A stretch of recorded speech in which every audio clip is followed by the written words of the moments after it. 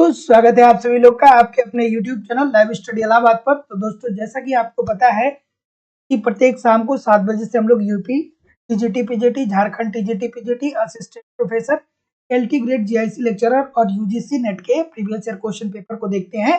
और वही जो हमारी दूसरी क्लास होती है वो लाइव स्टडी इलाहाबाद के मोबाइल एप्लीकेशन पे होती है। यहाँ पे हम लोग A to Z इकोनॉमिक्स के कंप्लीट कॉन्सेप्ट को पढ़ते हैं। ये सीरीज आपको मिलता है, प्रीवियस ईयर के क्वेश्चन पेपर भी आपको प्रोवाइड किए जाते हैं, करंट भी आपको प्रोवाइड कराया जाएगा और आपको दोस्तों यहाँ पे नोट्स भी प्रोवाइड कराया जाएगा।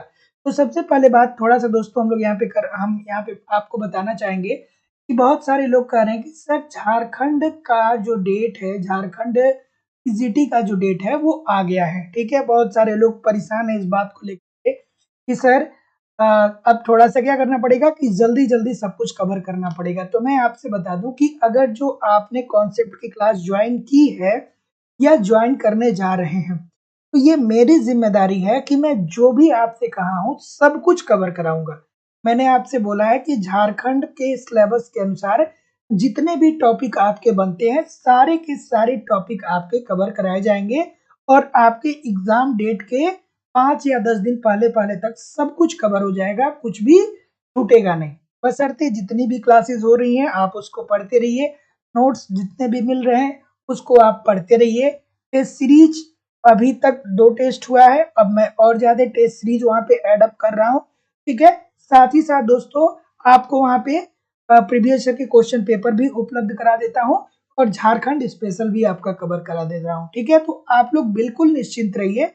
जिन लोगों ने भी अभी तक एडमिशन लिया है या लेने वाले हैं तो ये मेरी जिम्मेदारी है सब कुछ कवर कराना। आप लोग बिल्कुल परेशान ना होइए। ठीक है, आपके एग्जाम के पहले पहले तक झारखंड के जितने भी सिलेबस है सब कुछ कवर करा दिए जाएंगे और आपको प्रीवियस ईयर के question paper, test series, notes सब कुछ प्रोवाइड करा दिए जाएंगे। तो आप बिल्कुल निश्चिंत रहिए, बहुत ज्यादा परेशान होने की जरूरत नहीं। जैसा कि मैं देख पा रहा हूँ कि बहुत सारे लोग मुझे मैसेज भी कर रहे हैं, कॉल भी कर रहे हैं कि सर झारखंड पीजीटी का एग्जाम का डेट आ गया है ना। तो आप लोग बिल्कुल निश्चिंत रहिए। अगर जो आपने कॉन्सेप्ट की क्लास ज्वाइन किया है या ज्वाइन करने वाले हैं तो अभी से भी आपका सब कुछ कवर हो जाएगा, बिल्कुल आप निश्चिंत रहिए। ठीक है, तो दोस्तों एडमिशन ओपन है। एडमिशन की जो फीस है वो केवल और केवल 2000 रुपये है। तो 2000 रुपये आपको इस नंबर पे पेमेंट करना पड़ेगा, 94 15 863 873 पे गूगल पे, फोन पे या पेटीएम के माध्यम से आप पेमेंट करेंगे और इसका स्क्रीनशॉट आपको इसी व्हाट्सएप नंबर पे सेंड करना होगा। तो यूपी टीजीटी पीजीटी का अलग बैच चल रहा है और झारखंड टीजीटी पीजीटी का अलग बैच चल रहा है। दोनों बैचेस में जो फीस है केवल 2000 रुपये रखी गई है। एडमिशन ओपन है, अभी से भी आप एडमिशन लेके अपने पढ़ाई को सुचारू रूप से कर सकते हैं, क्योंकि एग्जाम डेट जब आ जाता है तो सबसे महत्वपूर्ण ये होता है कि टू द पॉइंट चीजों को आप पढ़े, बहुत ज्यादा इधर उधर भटकाव ना हो। ठीक है, चलिए। तो जैसा कि झारखंड टीजीटी पीजीटी का भी दोस्तों बैच चल रहा है, आप सभी लोग को पता है। ठीक है, और जो क्लासेस आपकी छूट जाएंगी वो क्लासेस रिकॉर्डेड भी रहेंगी, तो आप सारी क्लासेस को एक बार नहीं बार बार कई बार देख सकते हैं। तो आप बिल्कुल निश्चिंत रहिए, ये मेरी जिम्मेदारी है, सब कुछ प्रोवाइड होगा, कहीं से भी कुछ छूटने वाला नहीं है। यहाँ पे आपको video class, notes, test series, previous year के क्वेश्चन पेपर और दोस्तों आपको मतलब झारखंड स्पेशल सब कुछ कवर कराया जाएगा। नोट्स चाहिए तो केवल नोट्स भी उपलब्ध है और टेस्ट सीरीज भी उपलब्ध है, आप सेपरेटली भी ले सकते हैं। लेकिन अगर जो आप कॉन्सेप्ट की क्लास ज्वाइन करते हैं तो आपको अलग से नोट्स या टेस्ट सीरीज या प्रीवियस क्वेश्चन पेपर कुछ भी अलग से परचेज करने की जरूरत नहीं पड़ेगी। सर बिल्कुल सही है। चलिए, पहला प्रश्न दोस्तों आप लोग के सामने ये रहा। तो बस मैं यही आप लोगों से कहना चाहूंगा, क्योंकि बहुत सारे लोग परेशान हो चुके हैं बात से कि सर झारखंड पीजीटी का एग्जाम डेट आ गया। तो आप निश्चिंत रहिए, मैंने आपसे जितना भी बोला है, जो भी कहा है, एग्जाम के आते आते उससे पहले पहले सब कुछ कवर करा दिया जाएगा। बस एप्लीकेशन पे जो वीडियो क्लासेस चल रही हैं उन क्लासेस को देखते रहिए, नोट्स जो अपडेट किया जा रहा है सारे नोट्स को पढ़ते रहिए, प्रीवियस ईयर के क्वेश्चन पेपर मैं प्रोवाइड करा दूंगा, टेस्ट जो दिया गया है उस टेस्ट को एक बार नहीं कई बार अटेम्प्ट करते रहिए और साथ ही साथ में आपका झारखंड स्पेशल भी कवर हो जाएगा। तो आप निश्चिंत रहिए, बार बार कॉल या मैसेज ना करिए, ये मेरी जिम्मेदारी है। अगर जो एडमिशन लिए हैं या लेने वाले हैं तो ये मेरी जिम्मेदारी है कि मैं सब कुछ कवर कराऊंगा। चलिए, पहला प्रश्न आपके सामने ये रहा। बहुत सारे लोग क्या बोल रहे हैं भैया, डी बोल रहे हैं बहुत सारे लोग।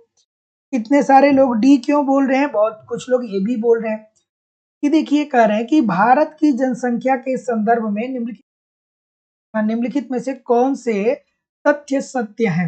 कौन सा तथ्य सत्य है भाई? पहला ही प्रश्न बहुत सारे लोग गलत कर रहे हैं, बहुत सारे लोग। आई डोंट थिंक सो कि हाँ, मुझे नहीं लगता है कि बहुत सारे लोग यहाँ पे सही भी कर रहे हैं।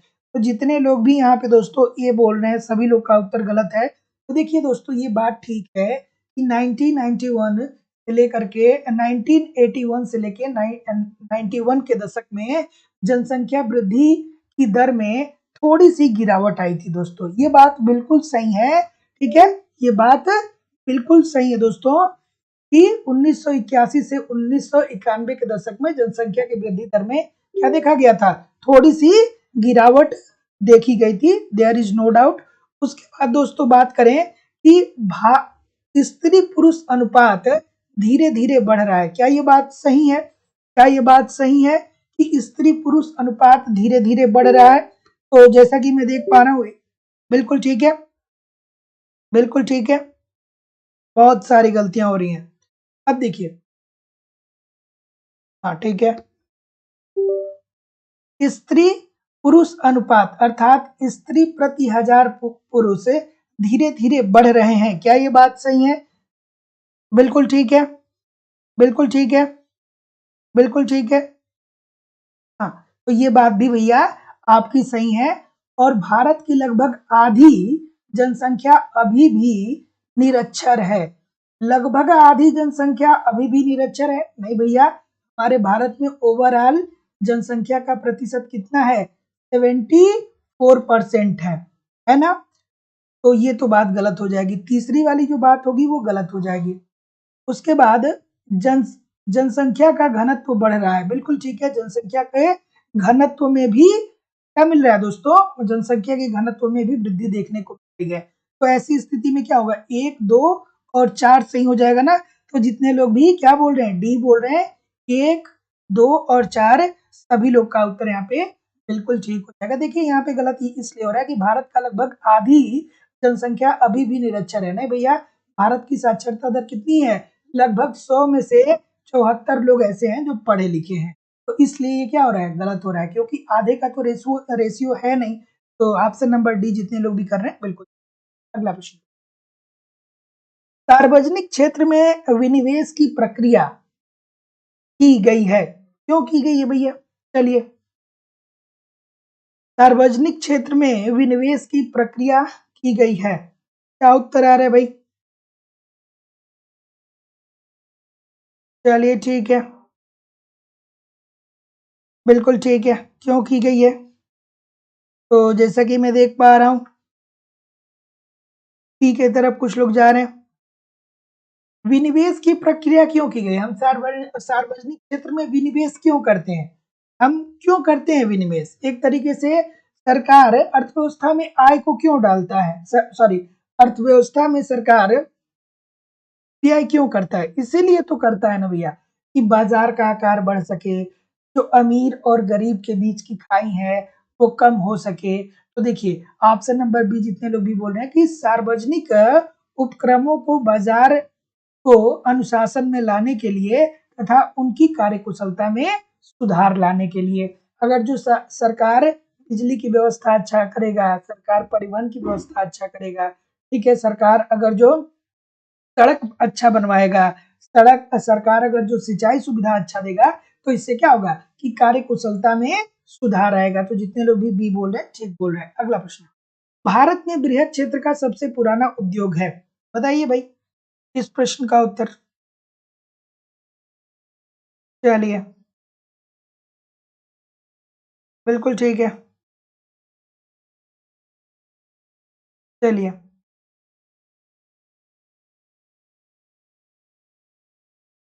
ऑप्शन नंबर सी के तरफ कुछ लोग जा रहे हैं। और कोई भैया? सी के अलावा, सी के अलावा कोई और? सी के अलावा कोई और? ठीक है, कपास की बात बोल रहे हैं, बिल्कुल ठीक है। पहला सूती वस्त्र मिल कब स्थापित किया गया? 1818 में स्थापित किया गया। कहाँ पे स्थापित किया गया था? कोलकाता में स्थापित किया गया था। तो जितने लोग भी क्या बोल रहे हैं? जी बोल रहे हैं, बिल्कुल सही है। तो भारत में बृहद क्षेत्र का सबसे जो पुराना उद्योग है वो कौन है भैया? कपास है। इसकी स्थापना कब हुई थी? सबसे पुराने मिल की स्थापना कब हुई थी?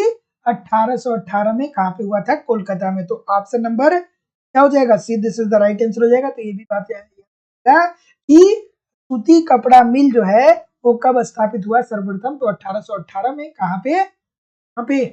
कलकत्ता में। अगला प्रश्न, इन निम्नलिखित में से कौन द इंडियन इकोनॉमी के गांधीयन ब्लूप्रिंट नामक पुस्तक के रचयिता है? अच्छा सा प्रश्न,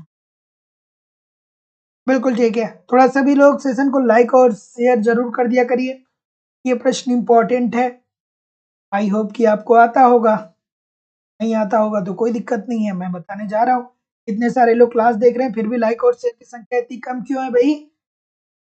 इतनी कम क्यों है? इतने सारे लोग क्लास देख रहे हैं। बिल्कुल ठीक है।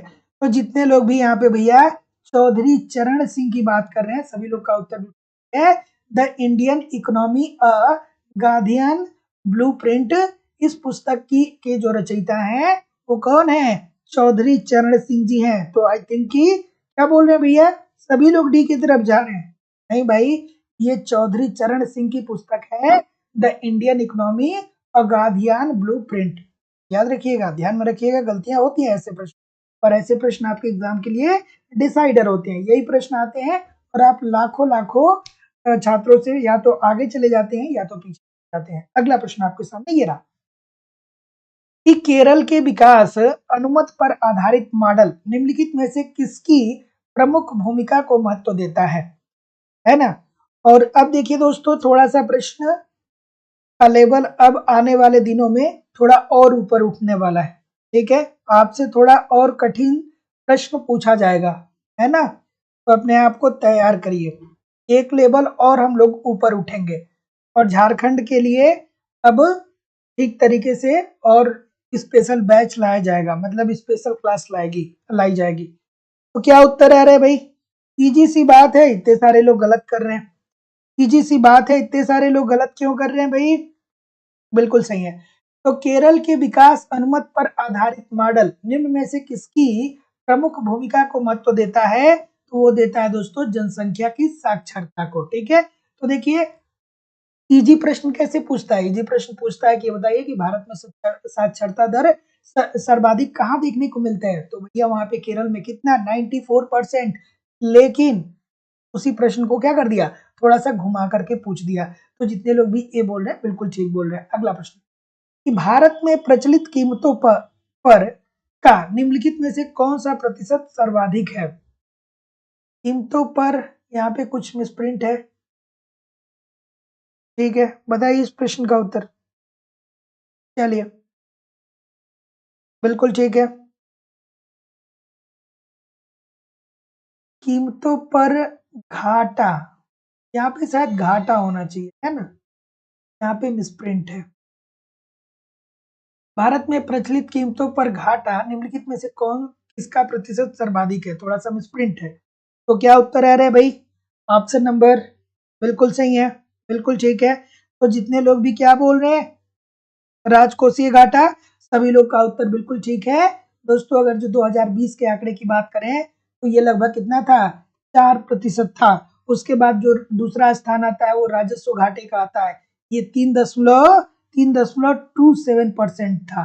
ठीक है, और प्राथमिक घाटा कितना था भैया? 0.2%। बात को भी थोड़ा सा ध्यान में रखिएगा।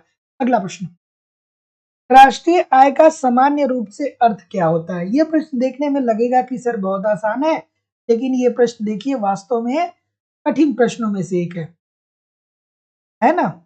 कि राष्ट्रीय आय का सामान्य रूप से अर्थ होता है। क्यों कठिन हो जाता है? क्योंकि यहाँ पे चारों ऑप्शन जो होते हैं ना, आपको लगते हैं कि भाई क्या है, चारों सही है। इस प्रश्न का उत्तर करिए। बिल्कुल ठीक है। सही है। ऑप्शन नंबर डी के तरफ कुछ लोग जा रहे हैं, लोग सी भी बता रहे हैं, लोग सी बता रहे हैं, बहुत सारे लोग डी बता रहे हैं। और कोई भैया डी के डी के अलावा नहीं, तो जितने लोग भी क्या बोल रहे हैं, डी बोल रहे हैं, सभी लोग का उत्तर यहाँ पे एब्सोल्युटली ठीक है कि साधन लागत पर शुद्ध राष्ट्रीय उत्पाद के। राष्ट्रीय आय का सामान्य रूप से अर्थ क्या होता है, साधन लागत पर शुद्ध राष्ट्रीय उत्पाद के। तो ऑप्शन नंबर क्या हो जाएगा, D, this is the right answer हो जाएगा। इसी तरीके से आप कह सकते हैं कि राष्ट्रीय आय से क्या तात्पर्य होता है, यही तो कि अर्थव्यवस्था द्वारा पूरे वर्ष के दौरान उत्पादित अंतिम वस्तुओं व सेवाओं के शुद्ध मूल्य के योग से होता है। ठीक है, इसमें विदेशों से अर्जित शुद्ध आय को भी क्या करते हैं दोस्तों, शामिल करते हैं। तो जाहिर सी बात है साधन लागत पद शुद्ध राष्ट्रीय उत्पाद। अगला प्रश्न, उदासीन बकरे एक दूसरे को नहीं काटते हैं, क्यों नहीं काटते हैं भाई, ये भी प्रश्न आसान सा है, लेकिन गलतियां यहाँ भी होती हैं। उदासीन बकरे एक दूसरे को नहीं काटते हैं, इजी सा प्रश्न है ये तो, बिल्कुल ठीक है, इजी सी बात है। आई डोंट थिंक सो कि यहाँ पे रुकने की जरूरत है। तो क्या उत्तर होता है, उदासीन बकरे एक दूसरे को इसलिए नहीं काटते हैं क्योंकि प्रत्येक बकरे जो होते हैं वो संतुष्टि के अलग अलग स्तरों के जोतक होते हैं, है ना। सभी लोग बी बोलेंगे, मुझे नहीं लग रहा है कि कोई गलत, इजी सी बात है, बिल्कुल ठीक है। ऊपर वाला वक्र नीचे की अपेक्षा अधिक संतुष्टि व्यक्त करता है कि कम, अधिक कि कम, कमेंट करके आप मुझे बताएंगे कि ऊपर वाला जो वक्र होता है ये उपभोक्ता के अधिक संतुष्टि को व्यक्त करता है कि नीचे वाला उपभोक्ता के अधिक संतुष्टि को व्यक्त करता है। चलिए बता दीजिए मुझे इस प्रश्न का भी उत्तर कि राष्ट्रीय आय के आकलन के लिए निम्नलिखित में से कौन सी विधि सर्वोत्तम है। चलिए बताइए भाई क्या उत्तर होगा। ऑप्शन नंबर, जैसा कि मैं देख पा रहा हूं, ऊपर वाला क्या होता है, ज्यादा होता है, पूछता है कि ऊपर वाला वक्र से मिलने वाली उपयोगिता क्या होती है दोस्तों, संतुष्टि क्या होती है, ज्यादा होती है, बात को भी ध्यान में रखना। अगला प्रश्न आपके सामने ये रहा, डी सभी लोग बोलेंगे, बिल्कुल सही है। तो राष्ट्रीय आय के आकलन के लिए निम्नलिखित में से कौन सी विधि सर्वोत्तम है, तो राष्ट्रीय आय की गणना, तो ये दो विधियां हैं, एक आय तथा उत्पाद विधि का समन्वयन, ठीक है, आय विधि और उत्पाद विधि के समन्वयन के द्वारा दोस्तों हम राष्ट्रीय आय का ठीक तरीके से अनुमान लगा सकते हैं। तो जितने लोग भी डी बोल रहे हैं सभी लोग का उत्तर यहाँ पे बिल्कुल ठीक है। अगला, एक आदर्श मांग सारणी में मांगी गई मात्रा में परिवर्तन, ये भी प्रश्न आसान सा है, लेकिन अब गलतियां क्या होती हैं, कहेंगे कि सर इसमें पता नहीं क्या पूछ रहा है, कैसे आसान हो गया, बहुत आसान है, बस थोड़ा सा कंसंट्रेट होके इस प्रश्न को पढ़िए, बहुत बच्चों वाला प्रश्न है, बिल्कुल। चलिए बताइए भैया क्या उत्तर होगा। चलिए अशोक जी, अरुधति जी, अमरेश जी, शिप्रा मिश्रा जी, प्रियम मिश्रा जी, सुमन जी, वैभव जी, निरुपमा जी, अंकिता जी। चलिए सभी लोग बताइए भाई इस प्रश्न का उत्तर। सी की तरफ बहुत सारे लोग जा रहे हैं, सी की तरफ सभी लोग जा रहे हैं क्या, बिल्कुल ठीक है, बिल्कुल ठीक। तो मूल्य में क्या होता है, मूल्य के विलोमानुपाती में होता है। तो मांगी गई मात्रा में परिवर्तन की बात कर रहा है दोस्तों, तो हम लोग यही तो पढ़ते हैं ना कि यदि वस्तुओं की कीमतों में कमी आ रही है, यदि वस्तुओं की कीमतों में कमी आ रही है तो इन वस्तुओं के मांग में वृद्धि होती है, और वहीं दूसरी तरफ क्या होता है कि यदि वस्तुओं की कीमतों में वृद्धि हो रही है तो उसके मांग में कमी आती है। तो ये देखिए क्या होता है दोस्तों, मांगी गई मात्रा मूल्य के क्या होता है, विलोमानुपात में होता है, क्योंकि अगर जो किसी वस्तु की मांग बढ़ रही है तो उसकी कीमत में कमी आती है, या अगर जो कीमत बढ़ रही है तो मांग में कमी आती है। बाजार के नियम के अंतर्गत हम लोग यही तो पढ़ रहे हैं ना। अगला प्रश्न, कि विक्रेता बाजार वह स्थिति है जिसमें विक्रेता, अब देखिए, अब आप इस प्रश्न को कई बार देखे होंगे, लेकिन जो ऑप्शन आपके सामने है इस ऑप्शन को आप देखे होंगे, या मतलब प्रोबेबिलिटी मैक्सिमम यही है कि इस ऑप्शन को आप कम देखे होंगे, है ना। चलिए चलिए बताइए, विक्रेता बाजार वह स्थिति है जिसमें विक्रेता, क्या उत्तर होगा भाई? बिल्कुल ठीक है। अमूमन प्रश्न हम लोग ये देखते हैं ना कि विक्रेता अधिकार वह स्थिति है जहाँ पे क्या होता है, एक अकेला विक्रेता होता है, वहां पे ऑप्शन दिया रहता है, तो हम लोग बहुत बार किए हैं। लेकिन यहाँ पे क्या आ रहा है, ऑप्शन थोड़ा सा अलग है, थोड़ा सा दिमाग लगाने की जरूरत है। एग्जामिनेशन हॉल में भी ऐसे ही दिमाग लगा के रखिएगा, ठीक है, ऐसे ही दिमाग को कंसंट्रेट करके रखिएगा कि भैया ठीक है, विक्रेता बाजार वह स्थिति है, विक्रेता क्या होता है, अकेला होता है, ठीक है, अकेला बेचता है। तो ऐसी स्थिति में जब वो अकेला रहेगा तो वो बाजार में वर्चस्व को स्थापित करने में क्या हो जाएगा, सफल हो जाएगा। छोटी सी बात है। Option number C according to the question this is the right answer. अगला प्रश्न, निम्नलिखित में से कौन विकुंचित मांग वक्र के लिए सत्य नहीं है? विकुंचित मांग वक्र बहुत बार पढ़े होंगे, सर पाल स्वीजी साहब ने दिया था। अल्पाधिकार की बात, अल्पाधिकार के अंतर्गत पाल स्वीजी साहब ने विकुंचित मांग वक्र की बात की थी। कहा था कि सर इसमें जो ऊपर वाला वक्र होता है ये लोचदार होता है, जो नीचे वाला वक्र होता है ये बेलोचदार होता है। लोचदार का मतलब क्या होता है, बेलोचदार का मतलब क्या होता है, आपके दिमाग में आना चाहिए, इतना तो पढ़े हैं। अगला प्रश्न आपके सामने ये रहा, बता दीजिए मुझे। बिल्कुल ठीक है, बिल्कुल ठीक है। क्या उत्तर आ रहा है भाई? सभी लोग क्या बोलेंगे? डी बोलेंगे, बहुत अच्छा बोलेंगे कि एक एकाधिकारिक फर्मों के व्यवहार की व्याख्या करता है। अरे भैया, ये विकुंचित मांग वक्र किसने दिया था? पाल स्वीजी साहब ने दिया था कि नहीं दिया था? पाल स्वीजी साहब ने दिया था ना। और ये किसके संदर्भ में दिया था? ये अल्पाधिकार के संदर्भ में दिया था, न कि एकाधिकार के संदर्भ में दिया था। और यहाँ पे एकाधिकार की बात कर दिया गया है और यहाँ पे नहीं की बात कर दिया गया है, तो फिर आप गलत कैसे कर सकते हैं? कभी भी गलती होनी नहीं चाहिए। तो याद रखिएगा, निम्नलिखित में से कौन विकुंचित वक्र के लिए नहीं है? तो विकुंचित मांग वक्र की अवधारणा अल्पाधिकार के अंतर्गत दी गई थी। किसके द्वारा दी गई थी? पाल स्वीजी साहब ने की थी। इनके फिगर को पूछा जाता है, ऊपर वाला वक्र जो होता है वो लोचदार और नीचे वाला बेलोचदार। ये बातें आपको ध्यान में रखनी है। आपके सामने ये रहा। चलिए कि मांग की ऋणात्मक आयलोच का अर्थ होता है कि जब आय में गिरावट आती है तो वस्तु की खरीदी गई मात्रा पर क्या असर पड़ता है? चलिए बताइए, क्या उत्तर होगा? कि मांग की ऋणात्मक आयलोच का अर्थ होता है कि जब आय में गिरावट आती है तो वस्तु की खरीदी गई मात्रा पर क्या असर पड़ता है। चलिए भाई बता दीजिए मुझे। थोड़ा सा लाइक और शेयर भी जरूर कर दिया करिए, निवेदन है सभी लोगों से, एक बार लाइक और शेयर जरूर कर दिया करिए। ऑप्शन नंबर बी की तरफ कुछ लोग जा रहे हैं, और कोई भैया? सभी लोग बी की तरफ जाएंगे? बी में ऐसा क्या है? बी में ऐसा क्या है? सॉरी। तो जैसा कि मैं देख पा रहा हूँ सभी लोग बी बोल रहे हैं, कुछ लोग यहाँ पे ए भी बता रहे हैं, है ना? बिल्कुल ठीक है। थोड़ा सा और आराम से करिए, थोड़ा और आराम से करिए। तो जितने लोग भी बी बोल रहे हैं, क्या ये बात सही है? देखिए, मांग की ऋणात्मक आयलोच का अर्थ क्या होता है? मांग की ऋणात्मक आयलोच का अर्थ होता है कि जब आपकी आय में गिरावट आ रही है ना, तो वस्तु की खरीदी गई मात्रा आपकी क्या हो जाएगी? बढ़ जाएगी, न कि कम हो जाएगी। इजी सा प्रश्न है, बहुत बच्चों वाला प्रश्न है। तो जितने लोग भी एक ही बात कर रहे हैं सभी लोग का उत्तर यहाँ पे बिल्कुल ठीक हो जाएगा, है ना? तो क्या उत्तर आ रहा है? बढ़ जाती है। तो ध्यान रखिएगा कि मांग की ऋणात्मक आयलोच का अर्थ क्या होगा? मांग की ऋणात्मक आयलोच का अर्थ ये होता है कि अगर जो आपके आय में कमी आ रही है तो वस्तु की खरीदी गई मात्रा में क्या हो जाता है दोस्तों?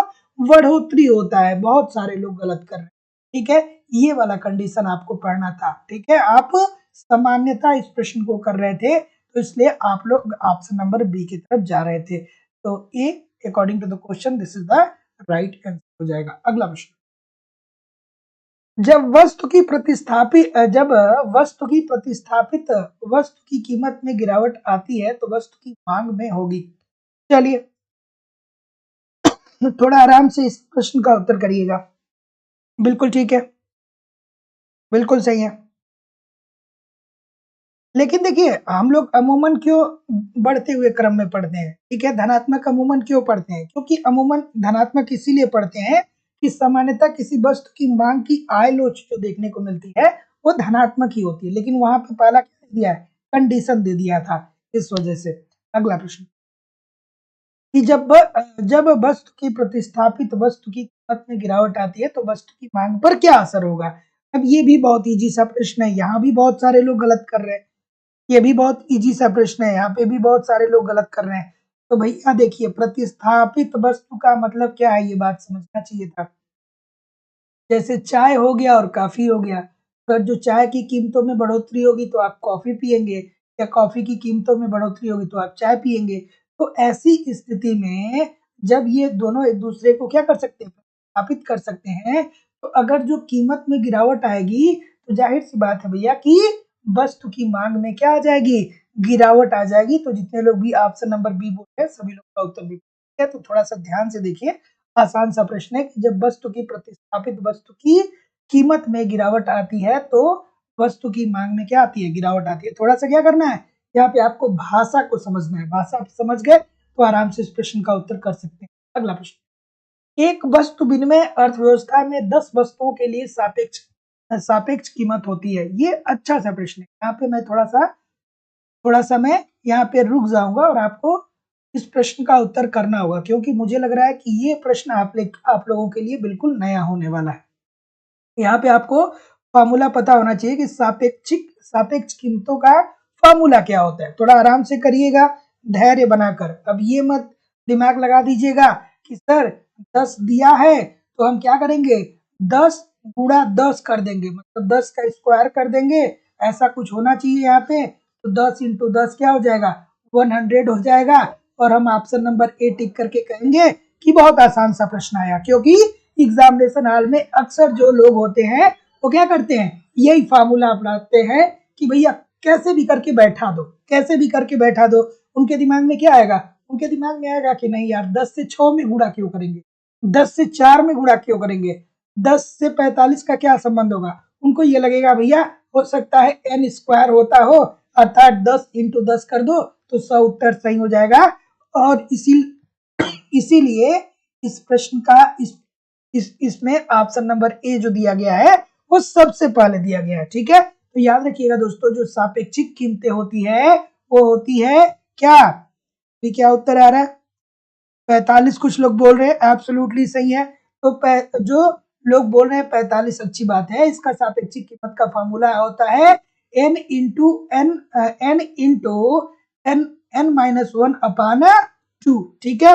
अब इस फॉर्मूले पे आप इसको रख लीजिए। n का मान क्या है भैया, n का मान क्या दिया गया, 10 दिया गया ना, तो 10 इंटू 10 माइनस 1 मतलब 9 आप करेंगे बटा 2 करेंगे, इसको जब आप सॉल्व करेंगे तो कितना उत्तर आ जाएगा, 45 उत्तर आ जाएगा। स्क्रीनशॉट लेकर के रख लीजिएगा, ठीक है। तो क्लैपिंग कर दीजिए उन सभी लोगों के लिए जिन लोगों ने भी 45 इस प्रश्न का उत्तर बताया है ना। तो याद रखिएगा कि एक वस्तु विनिमय अर्थव्यवस्था में 10 वस्तुओं की सापेक्षिक कीमत क्या होगी, कैसे निकालेंगे। तो भैया सापेक्षिक कीमत का फॉर्मूला होता है n into n minus 1/2। n क्या है, वस्तुओं की संख्या है, और 10 वस्तुओं की संख्या वस्तुओं की संख्या कितनी दी गई है, 10, अर्थात n का मान 10 दिया गया, फार्मूले में रखेंगे आराम से निकाल लेंगे। अगला प्रश्न कि मुद्रा के परिमाण सिद्धांत का कैम्ब्रिज दृष्टिकोण मुद्रा के निम्न कार्यों पर अधिक बल देता है। अब ये आसान सा प्रश्न है ना, ये आसान सा प्रश्न है, थोड़ा आराम से करिएगा।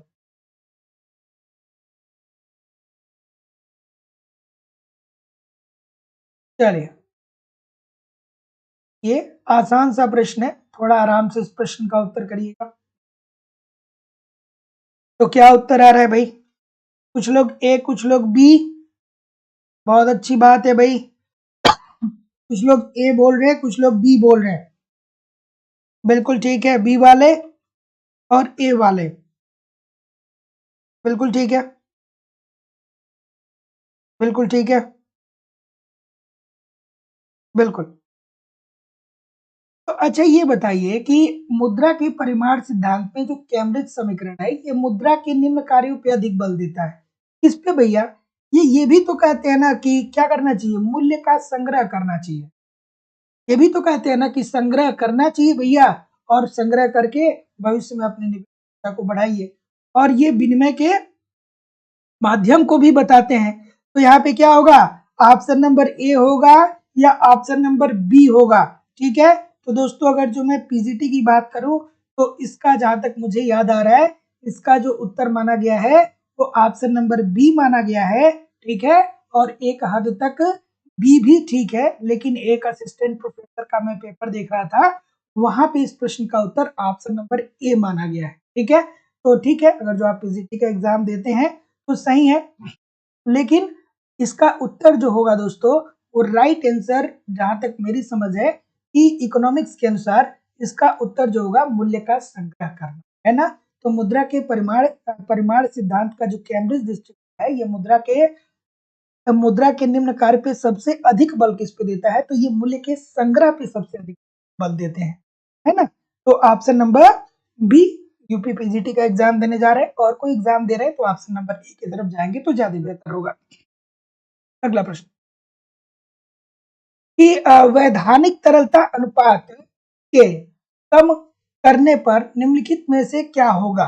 चलिए भैया, वैधानिक तरलता अनुपात के कम करने पर निम्न में से क्या सही होगा आपको बताना है ना।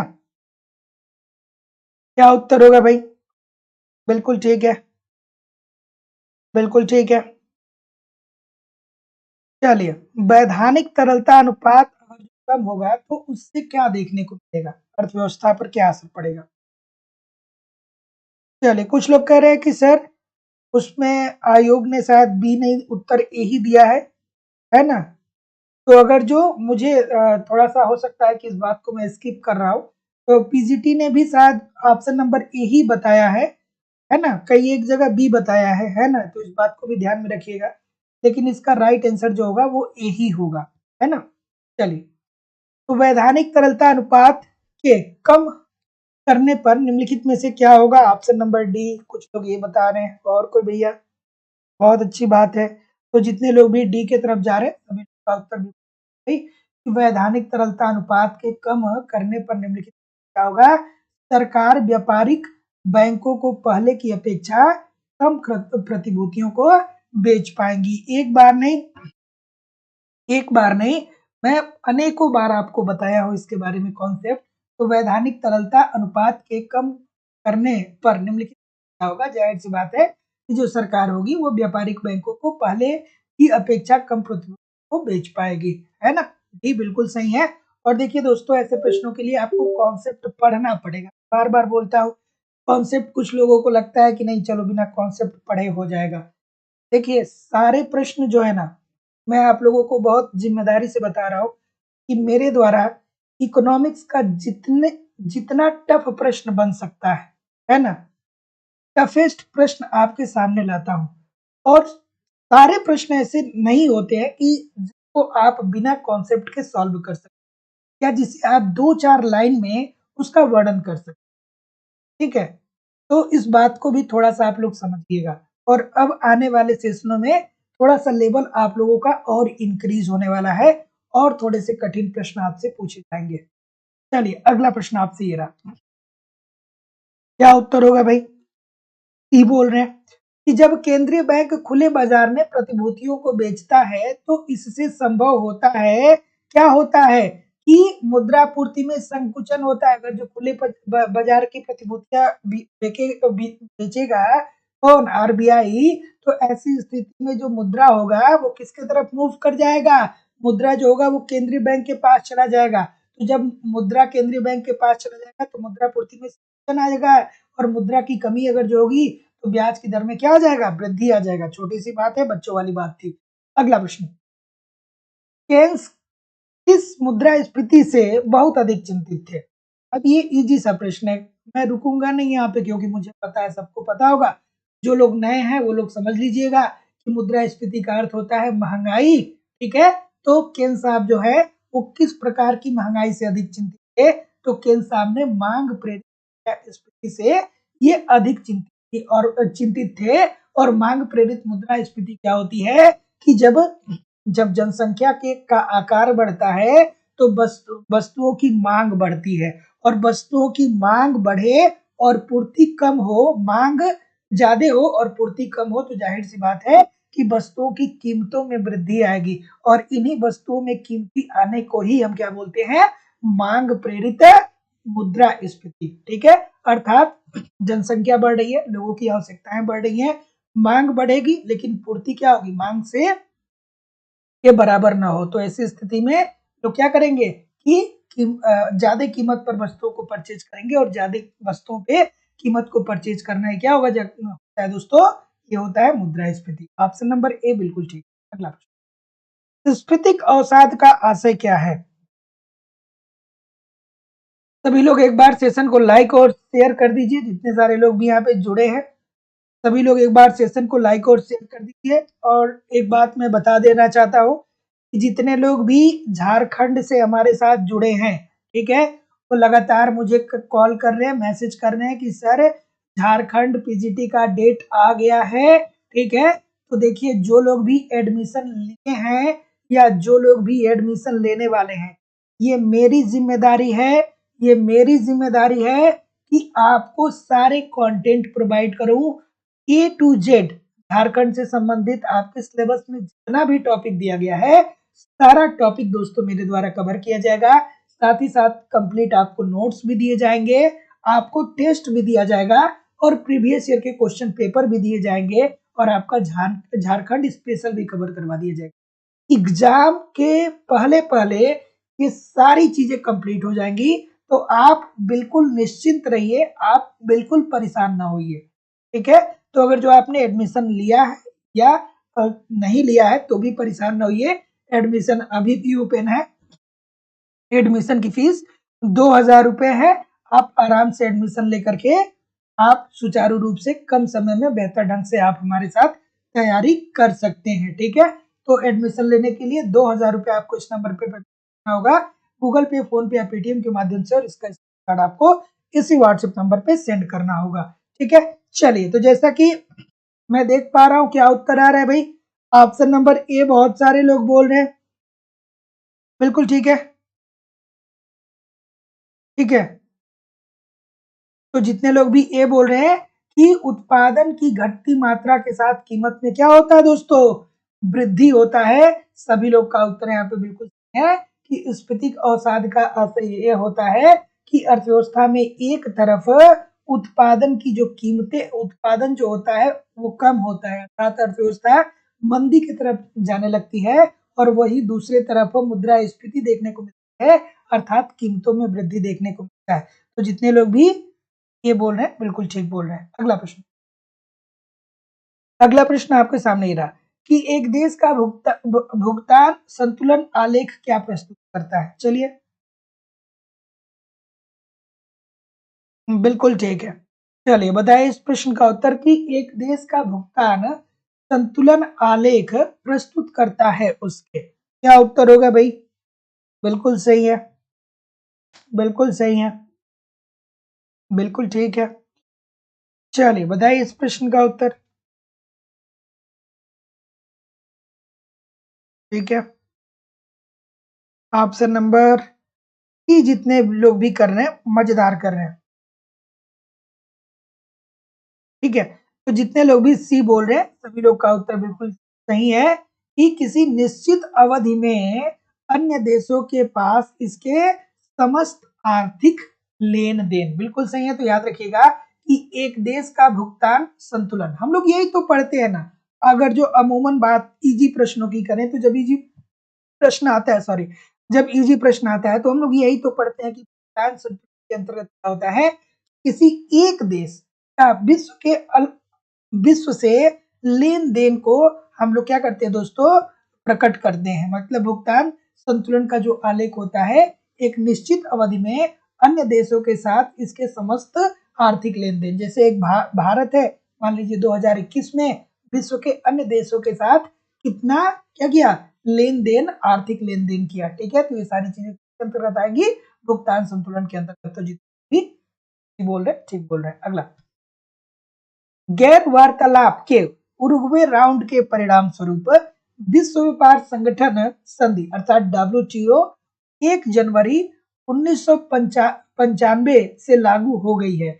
इसके महानिदेशक कौन है? देखिए ये प्रश्न अभी भी पूछे जाते हैं, है ना? ये प्रश्न अभी भी पूछे जाते हैं। आपको लगेगा कि अरे सर ये प्रश्न तो पुराना हो गया है, लेकिन ये प्रश्न पुराना नहीं हुआ है, ये प्रश्न नया ही है। ये आता है, क्या बोल रहे हैं? आर्थर डंकल की बात बोल रहे हैं सभी लोग। बहुत अच्छी बात है, बिल्कुल ठीक है, बिल्कुल ठीक है। चलिए, तो इसमें क्या उत्तर होगा भाई? ऑप्शन नंबर सी होगा, रेनेटो रगीरो होगा कि आर्थर डंकल होगा? गेट वार्तालाप के उरुग्वे राउंड के परिणाम स्वरूप विश्व व्यापार संगठन संधि WTO के 1 जनवरी 1995 से लागू हो गई। इसके जो महानिदेशक की बात बोल रहे हैं भैया, तो महानिदेशक कौन होंगे? रेनेटो रेनेटो रगीरो होंगे ना? बिल्कुल ठीक है। बताइए, इजी सी बात थी, बहुत सारे लोग गलत कर रहे हैं, बहुत सारे लोग गलत कर रहे हैं, बहुत सारे लोग गलत कर रहे हैं। इतने सारे लोग गलत क्यों कर रहे हैं भाई? इतने सारे लोग गलत क्यों कर रहे हैं? चलिए ठीक है, चलिए आगे मूव करते हैं अगले प्रश्न कि निम्नलिखित में से कौन सा युग्म सही सुमेलित है? इसमें से सही सुमेलित कौन सा प्रश्न है? चलिए, सी के तरफ कितने लोग सही हैं? सी के तरफ कितने लोग सही हैं? सभी लोग, सभी लोग। अच्छा, सी के तरफ सभी लोग जा रहे हैं कि सर जो बता रहे हैं वो ठीक बता रहे हैं। इस प्रश्न को सर्च करिएगा आज, है ना? इस प्रश्न को आज सर्च करिएगा, स्क्रीनशॉट लीजिए और सर्च करिएगा इस प्रश्न का उत्तर। स्क्रीनशॉट लीजिए और इस प्रश्न को सर्च करिएगा। चलिए, कि निम्नलिखित में से कौन सा युग्म सही सुमेलित है? कभी कभी मुझसे असहमत भी हो जाया करिए, अब वो प्रश्न आपके हवाले है, मेरे ऊपर निर्भर न रहिएगा। उसको आप सर्च करिएगा, मैं कल बताऊंगा उसका उत्तर। चलिए, इस प्रश्न का उत्तर करिए। क्या उत्तर आ रहा है भाई? बी बोल रहे हैं, बी बोल रहे हैं। तो जितने लोग भी बी बोल रहे हैं सभी लोग का उत्तर बिल्कुल सही है कि निर्यातों में परिवर्तन होने से विदेशी व्यापार राष्ट्र की आय में हुआ गुणक परिवर्तन। तो हम लोग गुणक के अंतर्गत दोस्तों यही तो पढ़ते हैं ना, गुणक के अंतर्गत हम लोग यही तो पढ़ते हैं कि निर्यातों में परिवर्तन होने से विदेशी व्यापार राष्ट्र की आय में हुआ गुणक परिवर्तन। ऑप्शन नंबर क्या हो जाएगा? B, according to the question this is the right answer हो जाएगा। ऑप्शन नंबर बी बिल्कुल सही है। तो ध्यान में रखिएगा कि निर्यातों में परिवर्तन होने से विदेशी व्यापार राष्ट्र की आय में हुआ गुणक परिवर्तन होता है। तो जितने लोग भी बी बोल रहे हैं ठीक बोल रहे हैं। अगला प्रश्न, पूंजी संग्रह से आशय क्या है? पूंजी संग्रह से आशय क्या? पूंजी संग्रह से आशय है, थोड़ा सा सेशन को लाइक और शेयर भी जरूर कर दिया करिए, निवेदन है सभी लोगों से। पूंजी संग्रह से आशय है, क्या उत्तर होगा? चलिए, ऑप्शन नंबर बिल्कुल सही है, डी के तरफ बहुत सारे लोग जा रहे हैं भाई। सभी लोग डी बताएंगे, अच्छा बताएंगे कि पूंजी संग्रह आप करेंगे, पैसा आप अपने पास रखेंगे तो पूंजी का विस्तार होगा, बात बिल्कुल ठीक है। पूंजी सघनता संभव बनाता है, ये भी है, और पैसा आपके पास रहेगा तो आप भविष्य में चल के नए तकनीकी खरीद सकते हैं। जितने लोग भी डी बोलेंगे सभी लोग का उत्तर बिल्कुल ठीक है। बाजार के आकार का महत्वपूर्ण निर्णायक है। बाजार के आकार का महत्वपूर्ण निर्णायक कौन होता है बताइए। बाजार का आकार किसके द्वारा निर्धारित होता है? इजी सी बात है। सभी लोग कमेंट करके बताएंगे। जितने लोगों ने अभी तक चैनल को सब्सक्राइब नहीं किया है, चैनल को सब्सक्राइब करके बेल आइकन को क्लिक कर लीजिए। शाम को 7 बजे और सुबह 10 बजे 2 प्रैक्टिस सेशन आपको मिलता है। प्रत्येक दिन आपको लगभग 150 से ज्यादा प्रश्न प्रैक्टिस करने को मिलते हैं यूट्यूब पे। और अगर जो एक दिन में 150 प्रश्न से ज्यादा आप प्रैक्टिस करते हैं तो एक महीने के अंदर, 1-1.5 महीने के अंदर अंदर पूरी आपके ऐसे ऑब्जेक्टिव क्वेश्चन से 1-2 बार आप गुजर जाएंगे। तो इजी सी बात है भाई, बाजार के आकार का महत्वपूर्ण निर्णायक कौन होगा? उत्पादकता होगा। क्या बोल रहे हैं सभी लोग? सभी लोग क्या बोल रहे हैं? यही बोल रहे हैं ना सभी लोग? हाँ। तो उत्पादकता क्यों होगा भैया? क्योंकि देखिए उत्पादकता का संबंध किससे है? मांग व पूर्ति से। जब मांग में वृद्धि होती है तो पूर्ति भी बढ़ाया जाता है। तो पूर्ति बढ़ाने के लिए क्या होता है? आपको उत्पादन करना पड़ेगा। अरे भाई, जब उत्पादन करके प्रोडक्ट मार्केट में आएंगे तो इसी से तो बाजार का निर्धारण होगा ना। तो जितने लोग भी सी बोल रहे हैं बिल्कुल सही बोल रहे हैं। नर्स के अनुसार एक अल्पविकसित देश में छिपी बेरोजगारी है। इस प्रश्न का उत्तर करिए।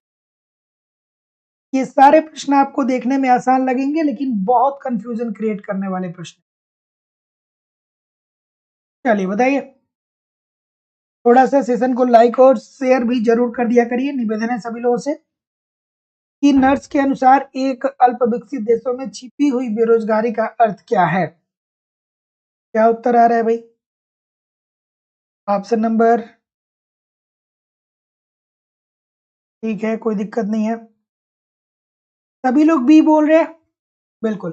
तो रेगनर नट्स साहब क्या कहते हैं? कहते हैं कि अर्थव्यवस्था में छिपी हुई बेरोजगारी है, अर्थात अदृश्य बेरोजगारी है, अर्थात प्रच्छन्न बेरोजगारी है। छिपी हुई, अदृश्य, प्रच्छन्न, ये सब एक ही प्रकार की तो बेरोजगारी होती है। एक ही बेरोजगारी को तो बोलते हैं। ये कृषि क्षेत्र में देखने को मिलता है। और ऐसी स्थिति में क्या होता है कि क्या होता है दोस्तों छिपी हुई बेरोजगारी में? कि जितने श्रमिक उत्पादन में लगे होते हैं सब उसमें से कुछ श्रमिक ऐसे होते हैं जिनकी सीमांत उत्पादकता शून्य होती है, अर्थात उन्हें उत्पादन के कार्य में लगे रहने या न लगे रहने से उत्पादन पर कोई असर नहीं होता है। जैसे बार बार बोलता हूं कि दो लोग मिल करके अगर जो 2 एकड़ जमीन में 2 क्विंटल गेहूं का उत्पादन कर रहे हैं और 2 लोग और मिल जाए तो 4 लोग मिल करके भी उस खेत में क्या कर पाएंगे? 2 ही क्विंटल गेहूं का उत्पादन कर पाएंगे, क्योंकि भूमि की उर्वरा शक्ति क्या है? एक लिमिटेशन है। तो ऐसी स्थिति में जो 2 नए आए उनको ये लगा कि हमको रोजगार मिल गया, लेकिन वास्तविकता में उनके लगे रहने या न लगे रहने से क्या होता है कि उत्पादन पर कोई असर नहीं पड़ता है। तो ऐसी स्थिति में बचत का एक संभाव्य साधन है। हम क्या कर सकते हैं कि बचत कर सकते हैं, श्रम का बचत किया जा सकता है। अगला प्रश्न, चलिए इस प्रश्न का उत्तर करिए कि किसी देश के विकास स्तर के अनुमान अथवा तुलना करने के लिए सत्य बातों के साथ निम्नलिखित अभिलक्षण प्रयोग में लाए जा सकते हैं। अच्छा सा प्रश्न है। चलिए, एक लोग को नहीं सबको देखना है। एक लोग को नहीं सबको देखना है। कभी कभी क्या किया करिए, कभी कभी विरोध भी करना जरूरी है ना? मतलब मैं बता दिया तो वो सही हो गया, किसी ने नहीं कहा कि नहीं सर वो ठीक नहीं था। चलिए एक बार सभी लोग देखिएगा, तब आपको बेहतर से पता चले, तब आप उसको लॉन्ग टर्म के लिए याद रख सकते। चलिए बताइए क्या उत्तर आ रहा है? डी सभी लोग बोल रहे हैं भैया, डी सभी लोग बोल रहे हैं। तो जितने लोग भी डी बोल रहे हैं ठीक बोलेंगे भाई। किसी देश के विकास स्तर के अनुमान अथवा तुलना करने के लिए अन्य बातों के साथ निम्नलिखित में से क्या निम्नलिखित अभिलक्षण प्रयोग में लाए जा सकते हैं। तो कृषि से उत्पन्न राष्ट्रीय आय का प्रतिशत बिल्कुल सही है, कम होना चाहिए। और व्यापार से संबंधित सकल राष्ट्रीय उत्पाद का प्रतिशत बिल्कुल ठीक है, ज्यादा होना चाहिए। प्रति व्यक्ति ऊर्जा उपभोग बिल्कुल ठीक है, कैलोरी के माध्यम से हम मापते हैं तो उपरोक्त। अगला प्रश्न, नर्स के अनुसार अल्प विकसित देश के संदर्भ में विनियोग करने की अभिप्रेरणा सीमित होती है। ये भी बढ़िया सब। क्या उत्तर होगा? थोड़ा सा लाइक और शेयर भी जरूर कर दिया करिए। निवेदन है सभी लोगों से, इतने सारे लोग क्लास देख रहे हैं फिर भी लाइक और शेयर की संख्या इतनी कम क्यों है? और ये मेरे सिस्टम में क्या है कि एक ही जगह पे जितने लोग लाइव हैं उनकी संख्या रुकी हुई है जब से क्लास स्टार्ट हुआ था। आपके एंड पे कितने लोग अभी लाइव दिखा रहे हैं, थोड़ा सा आप मुझे कमेंट कर। मेरे एंड पे एक ही जगह पे जो लाइव की काउंटिंग आती है वो रुकी हुई है। थोड़ा आप मुझे कमेंट करके बताएं कि आपके एंड पे कितना दिख रहा है, क्योंकि कभी कभी यूट्यूब की तरफ से फॉल्ट होता है तो उसको ठीक करना पड़ता है। केवल मेरे तरफ ही गड़बड़ है या आप सभी लोग तब भी ऐसा ही आ रहा है? चलिए, क्या उत्तर आएगा भाई? ये बोल रहे हैं बहुत सारे लोग, है ना? हम्म, सबकी तरफ गड़बड़ है ना? सबकी तरफ गड़बड़ है।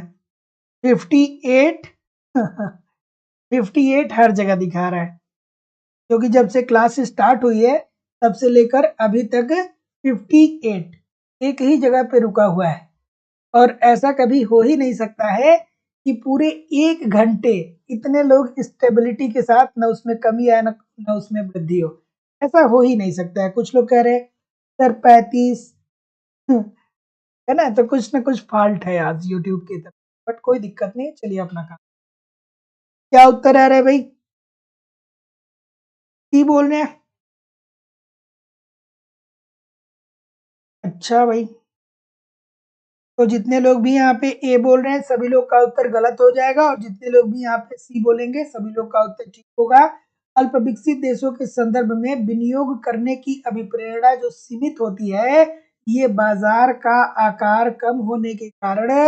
एक देश गरीब है क्योंकि वो गरीब है, क्योंकि उसके पास पैसा नहीं है, निवेश नहीं करता है। ठीक है, निवेश नहीं करता है तो वस्तुओं का उत्पादन नहीं करता है, उत्पादन नहीं करेगा, बिक्री नहीं करेगा तो उसको आय की कहाँ प्राप्ति होगी? तो ये सारी चीजें बाजार के आकार कम होने के कारण ही तो होते हैं ना। तो जितने सभी लोग का उत्तर यहाँ पे बिल्कुल सही होगा। Option number C according to the question right answer. यहाँ पे देखिए, यहाँ पे ध्यान से देखिए, इस शब्द का मतलब समझिए, आप आराम से इस प्रश्न का उत्तर कर। तो नर्स के अनुसार अल्प विकसित देशों के संदर्भ में विनियोग की अभिप्राय सीमित है क्योंकि बाजार का आकार कम होता है। अगला प्रश्न,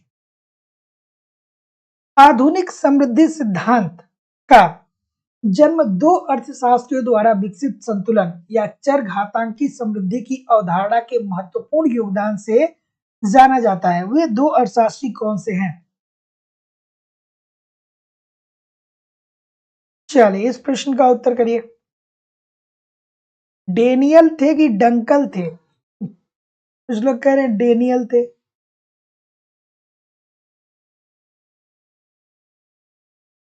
ठीक है,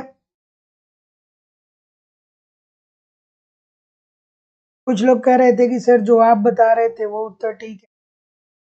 चलिए आप सर्च करिएगा उसको, वो प्रश्न आपके नाम है, मैं कल बता दूंगा। चल, ऑप्शन नंबर सी बोल रहे हैं सभी लोग, बहुत अच्छी बात है भाई। सभी लोग सी बोल रहे हैं, बिल्कुल सही बोल रहे हैं कि एडवर्ड डे डेनिसन तथा S Kuznets. Option number C according to the question this is the right answer हो जाएगा। तो याद रखिएगा कि आधुनिक समृद्धि सिद्धांत का जन्म दो अर्थशास्त्रियों द्वारा विकसित संतुलन या चरघातांकी समृद्धि की अवधारणा के महत्वपूर्ण योगदान से जाना जाता है। तो ये एडवर्ड डेनिसन और कुजनेटस, ठीक है, इस बात को ध्यान रखिएगा।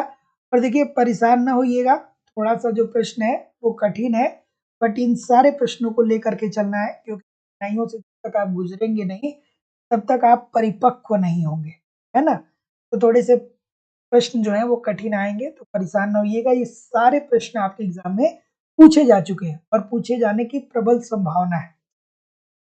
अब मैं सोच रहा हूँ कि जो 10 बजे वाला सेशन होता है उसमें जो प्रश्नों की संख्या है वो मॉडरेट लेवल की रखी जाए, जैसे अमूमन टीजी को मिलता है, और इस वाले सेशन में आपको थोड़े से कठिन प्रश्न उपलब्ध कराए, क्योंकि कठिन प्रश्नों को देखना बहुत जरूरी है, क्योंकि केवल मॉडरेट क्वेश्चन को पढ़ के एग्जाम में आप फंस सकते हैं, है ना। एग्जाम में आप फंस सकते हैं अगर जो मॉडरेट लेवल के क्वेश्चन को आपको कम से कम 20 से 30 प्रश्न ऐसे होते हैं दोस्तों जो आपको सिलेक्शन दिलाने वाले, और उन्हीं का जो स्टैंडर्ड होता है वो हाई होता है, उन्हीं का स्टैंडर्ड थोड़ा सा ठीक, उन प्रश्नों को संभाल ले गए तो आपका सिलेक्शन पक्का हो जाएगा, और नहीं संभाल पाए तो फिर आसान प्रश्न तो सभी लोग करते हैं। डी की तरफ कुछ लोग जा रहे हैं, डी की तरफ कुछ लोग जा रहे हैं, चलिए भाई डी की तरफ जा रहे हैं तो बहुत अच्छी सी बात है कि उड़ते हंसों की पंक्ति प्रारूप फ्लाइंग गीज मॉडल का संबंध औद्योगिकरण के उस प्रारूप से है जो है ये पूर्व एशियाई अर्थव्यवस्थाओं के लिए संबंधित है, इससे संबंधित है। जितने लोग भी जी बोल रहे हैं सबका उत्तर सभी बिल्कुल सही है। तो याद रखिएगा कि उड़ते हंसों की पंक्ति प्रारूप यानी फ्लाइंग गीज मॉडल का संबंध औद्योगिकरण के उस प्रारूप से है जो विषय है पूर्व एशियाई अर्थव्यवस्थाओं के लिए। अगला प्रश्न, विकासशील देशों की निम्नलिखित में से किस समस्या के निदान हेतु बेकर प्लान एक युक्ति के रूप में प्रयुक्त की गई। देखिए बहुत सारे लोग कहते हैं कि सर मन नहीं लगता है पढ़ने में, या पढ़ते भी हैं तो कुछ देर पढ़ते हैं फिर सोचते हैं कि यार छोड़ो जाने दो। देखिए जब तक जिंदगी में आप अपने मन के अनुसार काम करेंगे तब तक आपको जिंदगी में सफलता नहीं मिलेगी, क्योंकि आपका जो मन है ना वो आपको ऑपरेट कर रहा है। मन जो है वो आपको ऑपरेट कर रहा है, वो आपको ऑर्डर दे रहा है कि अब मोबाइल चलाओ, अब इधर उधर की बातें करो, ठीक है, अब क्या करिए, अब पढ़ाई ना करिए क्योंकि मजा नहीं आ रहा है। ये सारा मन आपको एक मैसेज दे रहा है और आप उसके ऑर्डर को इम्प्लीमेंट कर रहे हैं। तो इस बात को आप समझिए कि मन का गुलाम कभी ना बनिए, है ना। आप कहिए नहीं, आप मन को ऑर्डर दीजिए कि नहीं भाई 7 से 9 क्लास हो रही है, किसी भी हालत में प्रश्न आए चाहे न आए, नहीं भी आएंगे तो कोई बात नहीं, सर बताएंगे तो थोड़ा बहुत कुछ ना कुछ याद होगा ही होगा, है ना। तो आप मन को ऑर्डर दीजिए, ना कि मन आपको ऑर्डर दे। मेरी बात को आपको समझना चाहिए। इस प्रश्न का उत्तर करिए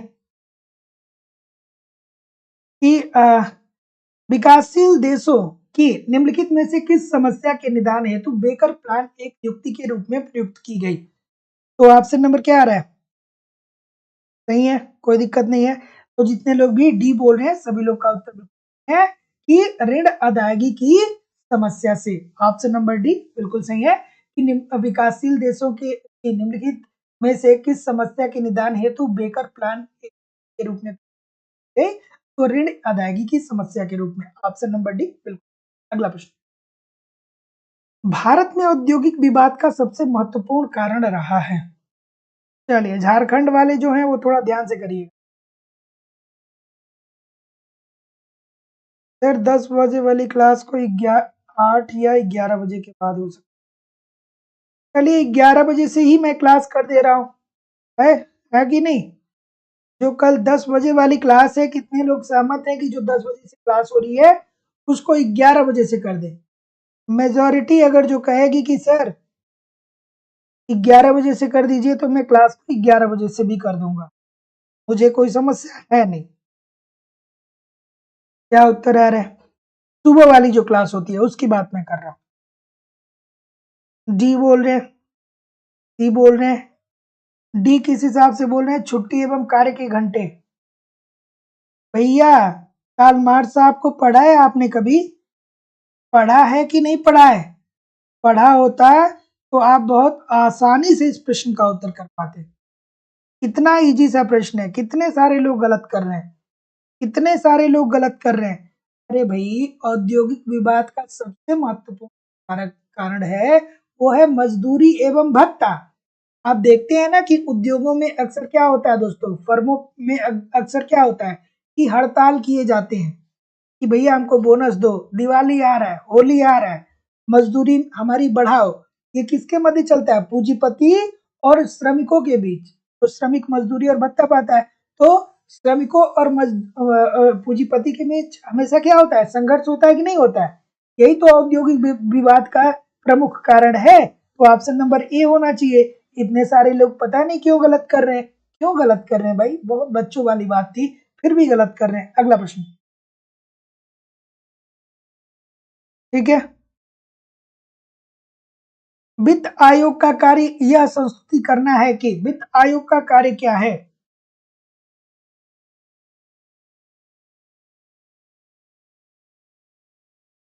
चलिए बताइए। वित्त आयोग की बात हो रही है।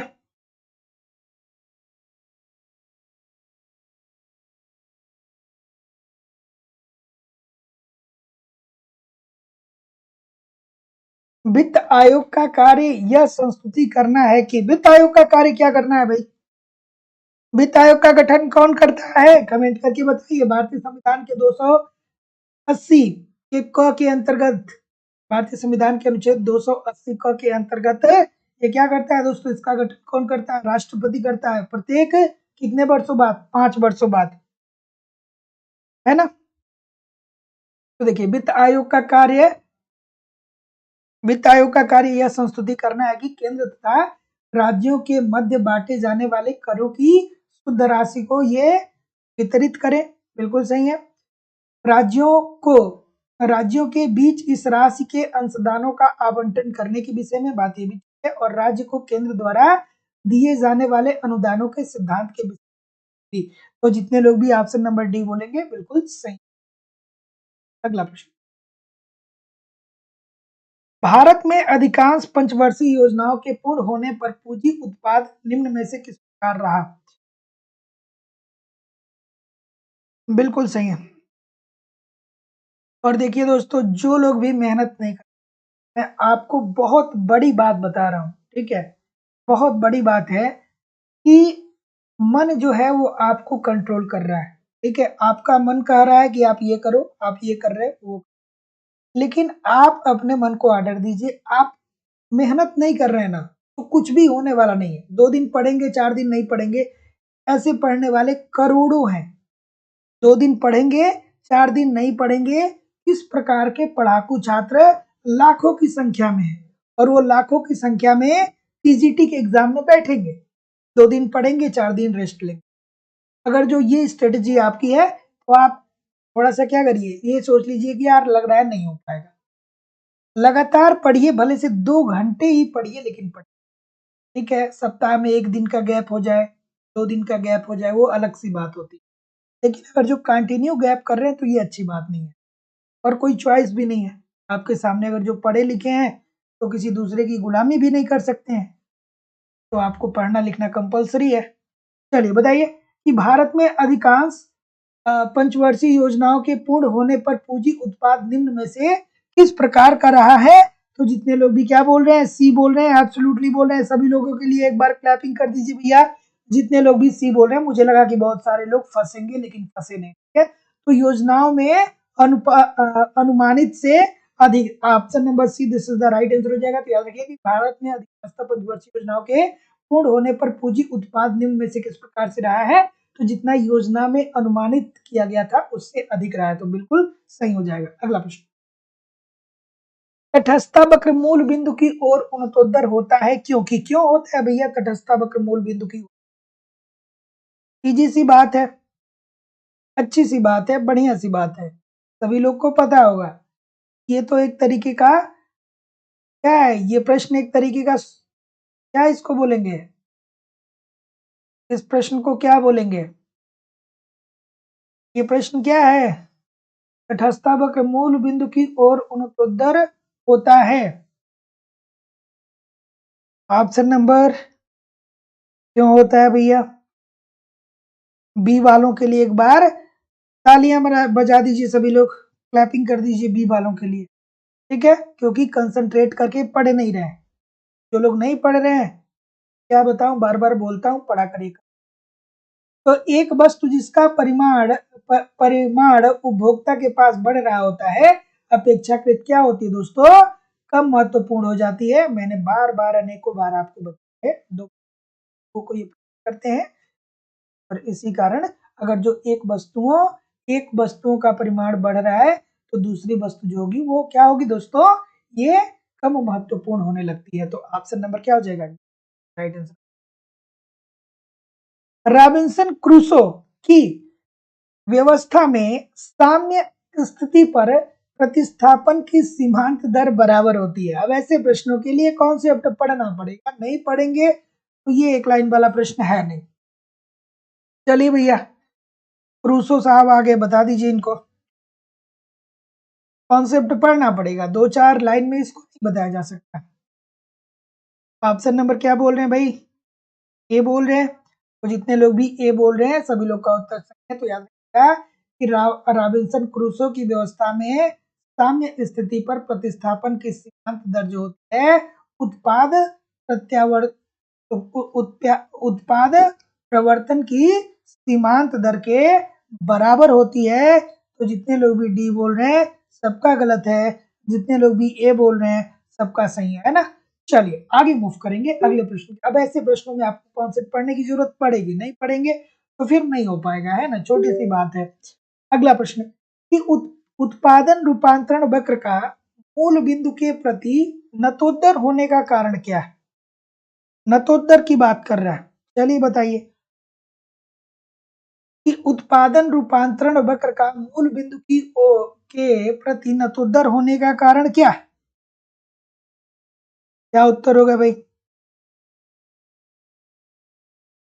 एक होता है उनतोदर, दूसरा होता है नतोदर। तो नतोदर होगा तो कैसा होगा भाई, नतोदर होगा तो कुछ इस प्रकार का होगा ना, इस प्रकार का। जब आप कॉन्सेप्ट पढ़ेंगे बहुत अच्छे से आता है, मार्कर बहुत काम नहीं करता। नतोदर होने की नतोदर होगा दोस्तों, ठीक है। चलिए क्या उत्तर आ रहा है, क्या उत्तर आ रहा है भाई, ए बोल रहे हैं सभी लोग, ए बोल रहे हैं। तो जितने लोग भी ए बोल रहे हैं भैया एब्सोल्युटली ठीक है कि उत्पादन रूपांतरण वक्र का मूल बिंदु की ओर नतोदर होने का कारण ये कि सीमांत उत्पादन रूपांतरण दर क्रमशः बढ़ती जाती है जैसे जैसे वक्र पर ऊपर से नीचे की ओर जाया जाता है। तो ऑप्शन नंबर क्या हो जाएगा, ये जितने लोग भी बोल रहे हैं सभी लोग का उत्तर यहाँ पे बिल्कुल सही होने वाला है। अगले प्रश्न के अब देखिए, ऐसे प्रश्नों के लिए भी आपको कॉन्सेप्ट पढ़ना पड़ेगा। एक नया प्रश्न आपके सामने है जो बिल्कुल अभी नया है कि अर्थशास्त्र एक सिद्धांत की अपेक्षा एक पद्धति है। ये विचार किसने दिया भाई कि अर्थशास्त्र जो है एक सिद्धांत की अपेक्षा पद्धति है, मोस्ट इंपोर्टेंट प्रश्न है। और दोस्तों अभी तक जिन लोगों ने भी झारखंड टीजीटी या यूपी के लिए एडमिशन किया है आप एडमिशन ले सकते हैं। यहाँ पे ए टू जेड इकोनॉमिक्स के कंप्लीट कॉन्सेप्ट आपको पढ़ाए जा रहे हैं, साथ ही साथ इकोनॉमिक्स के कंप्लीट नोट्स भी आपको दिए जा रहे हैं, प्रीवियस ईयर के क्वेश्चन पेपर, करेंट और टेस्ट सीरीज आपको सब कुछ प्रोवाइड किया जा रहा है। कॉन्सेप्ट पढ़ते रहिए, टेस्ट सीरीज देते रहिए, नोट्स को पढ़ते रहिए, प्रीवियस ईयर क्वेश्चन पेपर को पढ़ते रहिए, करंट कवर करवा दूंगा, ठीक है। और झारखंड टीजीटी पीजीटी वाले बैच में दोस्तों आपको यही सारी चीजें दी जाएंगी, वहां पे आपको आपके सिलेबस के अनुसार सारे कॉन्सेप्ट पढ़ाए जाएंगे, नोट्स दिए जाएंगे, टेस्ट सीरीज आपको प्रीवियस ईयर के क्वेश्चन पेपर और झारखंड स्पेसिफिक आपका कवर करा दिया, मतलब सब कुछ मेरे द्वारा कवर कराया जाएगा, कुछ भी वाला नहीं है। एडमिशन ओपन है, एडमिशन की जो फीस है वो केवल और केवल 2000 रुपये है। 2000 रुपये आपको करना होगा गूगल पे, फोन पे या पेटीएम के माध्यम से, और इसका इसी व्हाट्सएप नंबर पे सेंड करना होगा, ठीक है। कोई भी इंक्वायरी होगी तो इस नंबर पे कॉल या व्हाट्सएप मैसेज कर सकते हैं। तो यहाँ पे आई डोंट थिंक सो कि कोई बहुत ही कॉन्फिडेंस के साथ ये बात कह रहा है। तो जितने लोग भी सी बोल रहे हैं चाहे उनको पता है या चाहे किसी भी तरीके से है, तो उनका ठीक है। याद रखिएगा कि अर्थशास्त्र एक सिद्धांत की अपेक्षा एक पद्धति है। ये बात जो है ये किसने कही थी, किन्स साहब ने कहा था। Option number C according to the question is the right answer, है ना। तो याद रखिएगा, ध्यान में रखिएगा कि अर्थशास्त्र एक सिद्धांत की अपेक्षा एक पद्धति है, ये विचार किन्स। अगला प्रश्न, हेरड मॉडल में वांछित वृद्धि दर बनाए रखने के लिए प्रत्येक क्रमिक काल में आय की वृद्धि से क्या देखने को मिलता है? चलिए भाई बताइए। चलिए, और थोड़ा-सा आज के सेशन में आपको हो सकता है कि कठिन प्रश्न देखने को मिले, तो परेशान ना होइएगा, कठिन प्रश्न भी करना बहुत ज़रूरी है।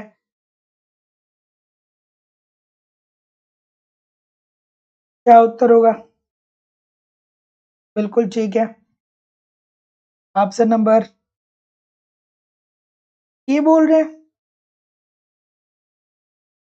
ए बोल रहे हैं, तो जितने लोग भी ये बोलेंगे, सभी लोगों का उत्तर यहाँ पे बिल्कुल सही है कि हैरड मॉडल में वांछित दर बनाए रखने के लिए प्रत्येक क्रमिक काल की आय की वृद्धि बढ़ते परिमाण में होनी चाहिए, है ना?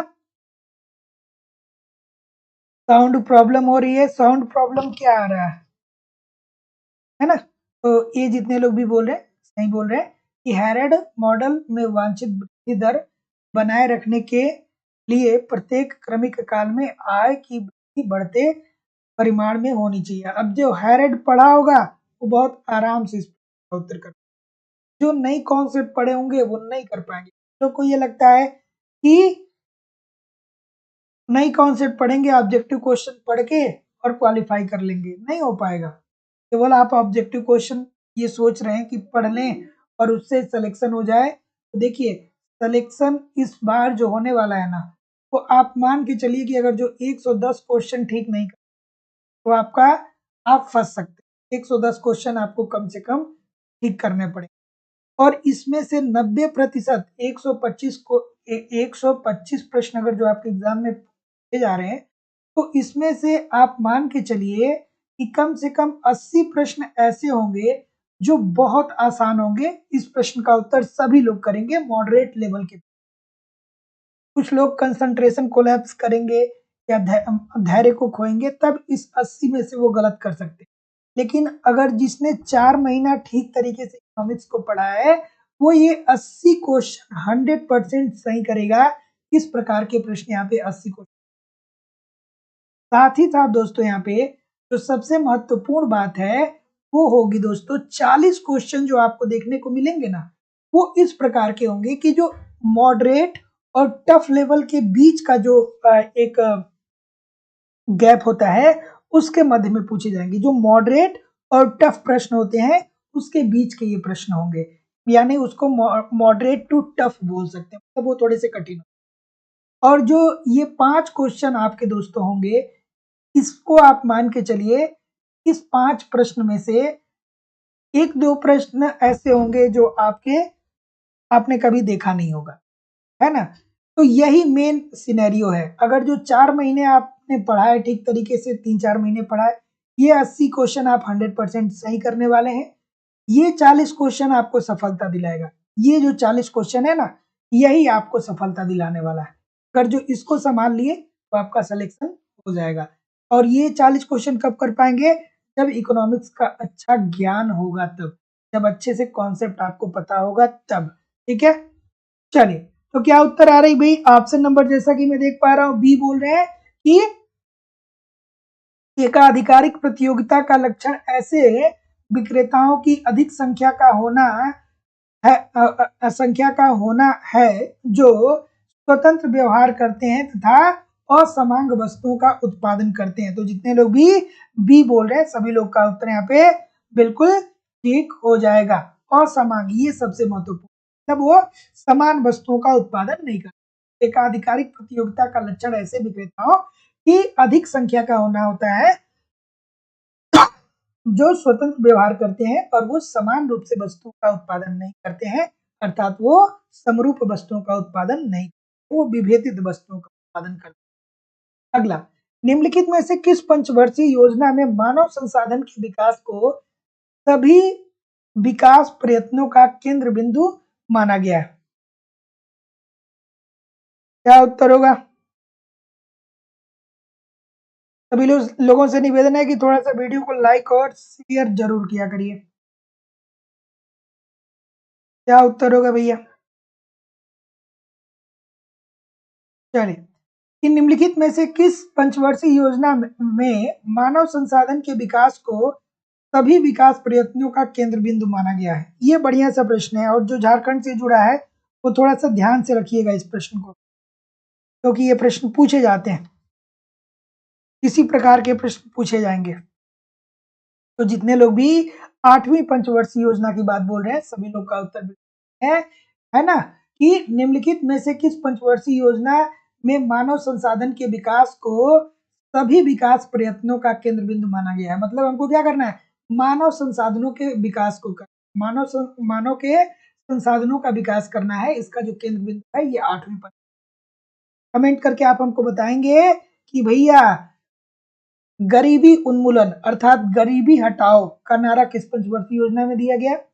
उसके बाद जो 12वीं पंचवर्षीय योजना है उसका थीम क्या था, और किस वर्ष से किस वर्ष तक 12वीं पंचवर्षीय योजना लागू हुआ था? आप मुझे कमेंट करके जरूर बताएंगे। ये तीनों प्रश्न आप पूछे जा सकते हैं। चलिए अगला प्रश्न, कि भारत में कृषि आयकर निम्नलिखित सरकारों में से किस सरकार द्वारा लगाया जाता है?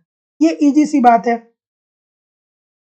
किसकी बात कर रहा है भैया? कृषि आयकर की बात हो रही है। मैं एक बार नहीं, बार बार, बहुत बार, अनेकों बार बोला हूं, गरीबी उन्मूलन 5वीं पंचवर्षीय योजना।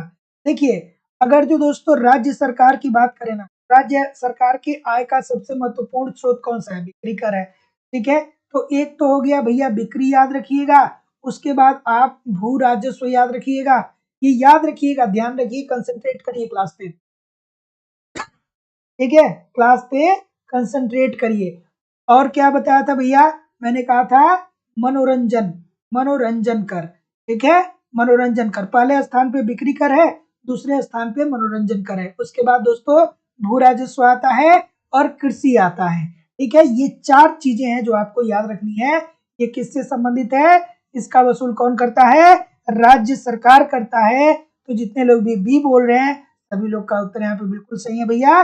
5वीं पंचवर्षीय योजना थी गरीबी उन्मूलन, और 11वीं और 12वीं पंचवर्षीय योजना थी समावेशी विकास। इस बात को ध्यान में रखिएगा। और इस प्रश्न की बात करें तो राज्य सरकार के द्वारा कौन कौन से टैक्स लगाए जाते हैं? तो सबसे महत्वपूर्ण टैक्स कहाँ से राज्य सरकार प्राप्त करता है? बिक्री कर है। उसके बाद मनोरंजन कर आता है, फिर भू राजस्व हो गया, और उसके बाद दोस्तों कृषि हो गया। तो जितने लोग भी बोल रहे हैं ठीक बोल रहे हैं। अगला प्रश्न, मुद्रा की मांग की केन्सियन सिद्धांत के अनुसार लेन देन के लिए मुद्रा की वास्तविक मांग कैसी होती है?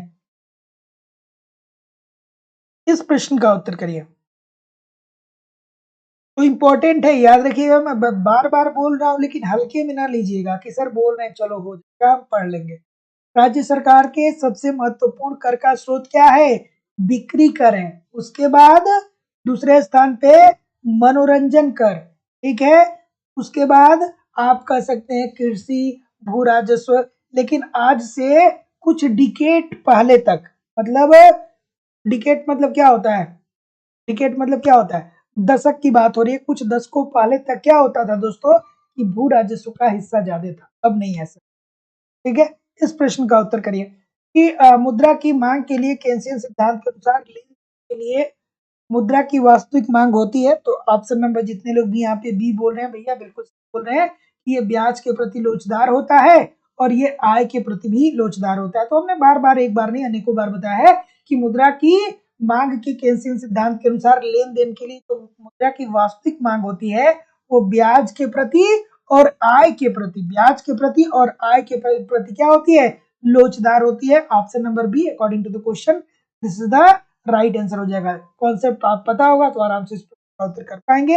ये प्रश्न बहुत आसान सा है, बहुत इजी सा है, कि मुद्रा जो मानव के लिए अनेक वरदानों का स्रोत है, यदि हम उसे हम नियंत्रित नहीं कर सकते हैं तो संकट तथा भ्रम का एक साधन बन जाता है।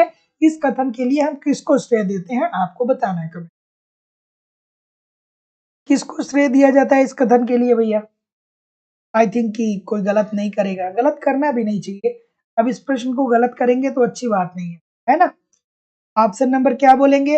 ये बी क्यों बोल रहे हैं भाई? बी क्यों बोल रहे हैं? बी क्यों बोल रहे हैं? ये बोलिए, थोड़ा सा क्या करिए कि तेज से बोलिए, थोड़ा सा जोर से बोलिए। ऑप्शन नंबर ए है ना? तो जितने लोग भी क्या बोल रहे हैं, ये बोल रहे हैं, ठीक बोल रहे हैं कि मुद्रा जो मानव के लिए अनेक वरदानों का स्रोत है, यदि यदि उसे हम नियंत्रित नहीं कर सकते हैं तो संकट तथा भ्रम का एक साधन बन जाता है। ये कथन किसने दिया था भैया? ये रॉबर्टसन ने कहा था। अगला प्रश्न, कार्य के बदले अनाज कार्यक्रम, ये बढ़िया सा प्रश्न। कब प्रारंभ हुआ था भैया? काम के बदले अनाज कार्यक्रम कब प्रारंभ हुआ था? याद आया? याद आया, 2004 को प्रारंभ हुआ था। बिल्कुल सही है, बिल्कुल ठीक है, बिल्कुल ठीक है। इसका मुख्य उद्देश्य क्या था कि हम लोगों को रोजगार दें और साथ ही साथ उनके खाद्यान्नों की पूर्ति करें। चले, अच्छा सा प्रश्न, बिल्कुल ठीक है। क्या उत्तर होगा? बी बोल रहे हैं सभी लोग, जितने लोग भी बी बोल रहे हैं भाई अच्छा बोलेंगे। कुछ लोग तो गेस करके बता देंगे कि सर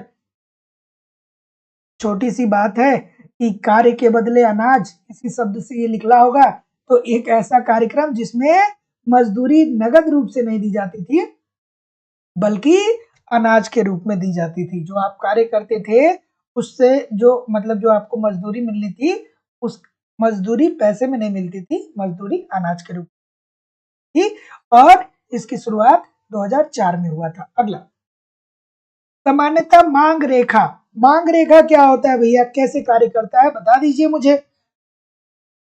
बिल्कुल सही है, सामान्यतः मांग रेखा। क्या उत्तर होगा?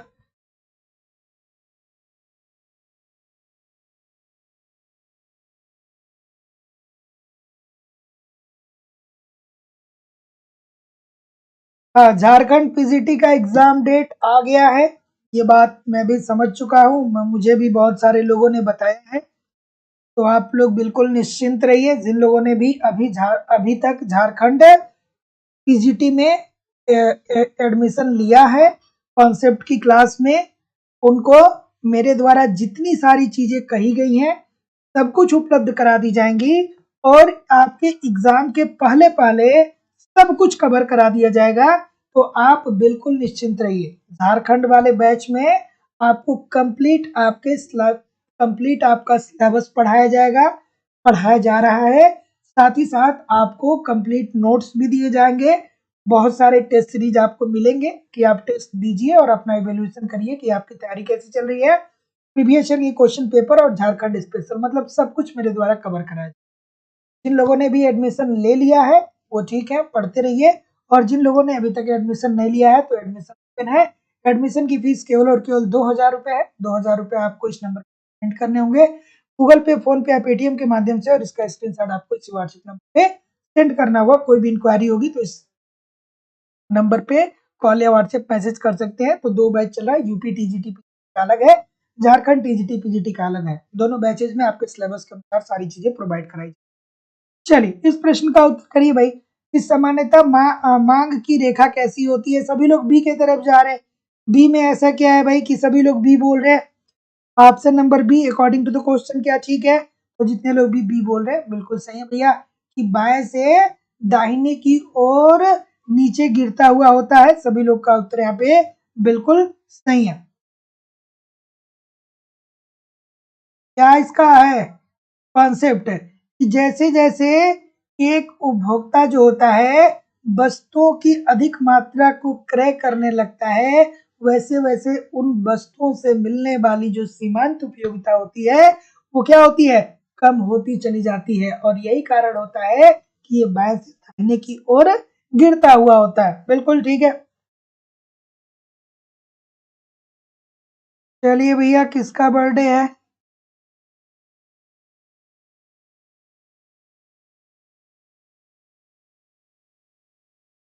चलिए, सुनीता तिवारी जी कह रही है कि बेटी का बर्थडे है। चलिए, हम सभी लोग के तरफ से जन्मदिन की बहुत सारी शुभकामनाएं। खुश रहे, मस्त रहे, पढ़ते रहे, आगे बढ़ते रहे, लोग की यही कामना है। चलिए अगला प्रश्न आपके सामने ये रहा कि किन्स के ब्याज दर निर्धारण सिद्धांत में मुद्रा की पूर्ति वक्र सदैव होती है। तो जितने लोग भी ऑप्शन क्या बोल रहे हैं भैया? बिल्कुल सही है, तो जितने लोग भी लंबवत की बात बोल रहे हैं, सभी लोग का उत्तर बिल्कुल ठीक है। लंबवत की तो बात कर रहे हैं ना, बिल्कुल ठीक है, बिल्कुल। ये मुद्रा की पूर्ति को अगर जो स्थिर मानेंगे तो यह जाहिर सी बात है कि क्या होगा, मुद्रा की पूर्ति, क्या बोल रहा है कि केन्स के ब्याज दर निर्धारण सिद्धांत मुद्रा की पूर्ति वक्र सदैव क्या होती है दोस्तों, लंबवत होती है। तो सभी लोग का उत्तर बिल्कुल ठीक है। क्यों लंबवत होती है सर, क्योंकि केन्स के अनुसार अल्पकाल में मुद्रा की पूर्ति क्या होती है, अल्पकाल में मुद्रा की पूर्ति जो होती है वो स्थिर होती है, तो इस वजह से ये क्या होता है, लंबवत होता है। ऑप्शन नंबर क्या हो जाएगा, ये this is the right answer हो जाएगा। अगला प्रश्न, स्फीति की गति और बेरोजगारी की दर में विपरीत संबंध होता है, इस पर अनुभावश्रित तथ्यों के आधार पर बल दिया। किसने दिया भैया, किसने कहा कि जो स्फीति होती है उसकी गति और बेरोजगारी में विपरीत संबंध देखने को मिलता है, आपको बताना है। क्या उत्तर होगा, आशा जी पूछ रहे हैं सर पीजीटी का, यूपी पीजीटी का एग्जाम कब होगा। यूपी पीजीटी का एग्जाम अभी देखिए कोई डिसाइड नहीं है कि कब होगा। फरवरी में मान के चलिए कि यूपी पीजीटी का भी एग्जाम हो जाएगा। फरवरी में आप मान के चलिए कि यूपी पीजीटी का भी एग्जाम हो जाएगा। ठीक है, तो क्या उत्तर है रे भाई, ऑप्शन नंबर डी सभी लोग बता रहे हैं। फिलिप साहब को अगर जो बता रहे हैं भैया तो आप बहुत अच्छा बता रहे होंगे कि इन्होंने स्फीति की गति और बेरोजगारी की दर में विपरीत संबंध किसने बताया था, फिलिप साहब ने बताया था। तो ऑप्शन नंबर क्या बोल रहे हैं, डी बोल रहे हैं ना, हाँ सही बोल रहे हैं, हाँ ठीक है। तो मजदूरी और बेरोजगारी में इन्होंने विपरीत संबंध बताया था। अगला प्रश्न, यदि अर्थव्यवस्था में वास्तविक राष्ट्रीय आय और मुद्रा का परिमाण स्थिर है, कैम्ब्रिज समीकरण के में वृद्धि का परिमाण क्या होगा। अब बताइए, अगर जो आप कॉन्सेप्ट नहीं समझ पाएंगे तो कैसे करेंगे, है ना, इसलिए बार बार बोला जाता है कि कॉन्सेप्ट की क्लास ज्वाइन करिए, क्योंकि मैं चाहता हूं कि अगर जो आप हमारे साथ जुड़े हैं तो आपका टाइम क्या हो कि आप एक सकारात्मक वे में आगे बढ़े। तो ये मेरी जिम्मेदारी है आपको तैयारी करवाना, कैसे आप तैयारी करेंगे। तो सारे कॉन्सेप्ट पढ़ाए जा रहे हैं, कॉन्सेप्ट पढ़ते रहिए, नोट्स दिए जा रहे हैं, नोट्स भी पढ़ते रहिए, टेस्ट दिए जा रहे हैं, टेस्ट देते रहिए, प्रीवियस ईयर के क्वेश्चन पेपर देखते रहिए, करंट भी कवर हो जाएगा, यूट्यूब पे प्रैक्टिस करते रहिए, कहाँ से प्रश्न आएगा, इतने माध्यमों से हम लोग प्रश्न, है ना। तो आप ईमानदारी से अगर जो एप्लीकेशन पे 2 घंटे की क्लास लेते हैं, एक डेढ़ घंटे की क्लास यहाँ लेते हैं, या 2-3 घंटे की क्लास यहाँ लेते हैं, तो कहीं इधर उधर से कुछ भी कलेक्ट करने की जरूरत नहीं पड़ेगी। एडमिशन की फीस केवल और केवल 2,000 रुपये है। 2,000 रुपये आपको इस नंबर पे पेमेंट करने होंगे, गूगल पे, फोन पे या पेटीएम के माध्यम से, और इसका स्क्रीनशॉट आपको इसी व्हाट्सएप नंबर पर सेंड करना होगा। चलिए भाई बताइए क्या उत्तर होगा। ऑप्शन नंबर ए जितने लोग भी बोल रहे हैं बिल्कुल सही बोल रहे हैं कि यदि अर्थव्यवस्था में वास्तविक राष्ट्रीय आय और मुद्रा का परिमाण स्थिर है तो कैम्ब्रिज समीकरण के में अगर जो वृद्धि होता है तो निरपेक्ष मूल्य स्तर में क्या आ जाएगी दोस्तों, कमी आ जाएगी। Option number A according to the question this is the right answer हो जाएगा। तो याद रखिएगा कि यदि अर्थव्यवस्था में वास्तविक राष्ट्रीय आय और मुद्रा का परिमाण स्थिर है, कैम्ब्रिज समीकरण के में अगर जो वृद्धि आ जाएगा तो इससे निरपेक्ष मूल्य क्या आ जाएगी। अगला प्रश्न, चलिए,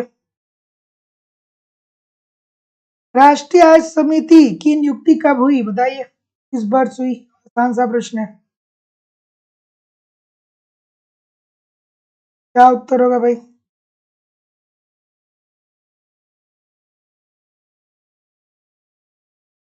बिल्कुल सही है।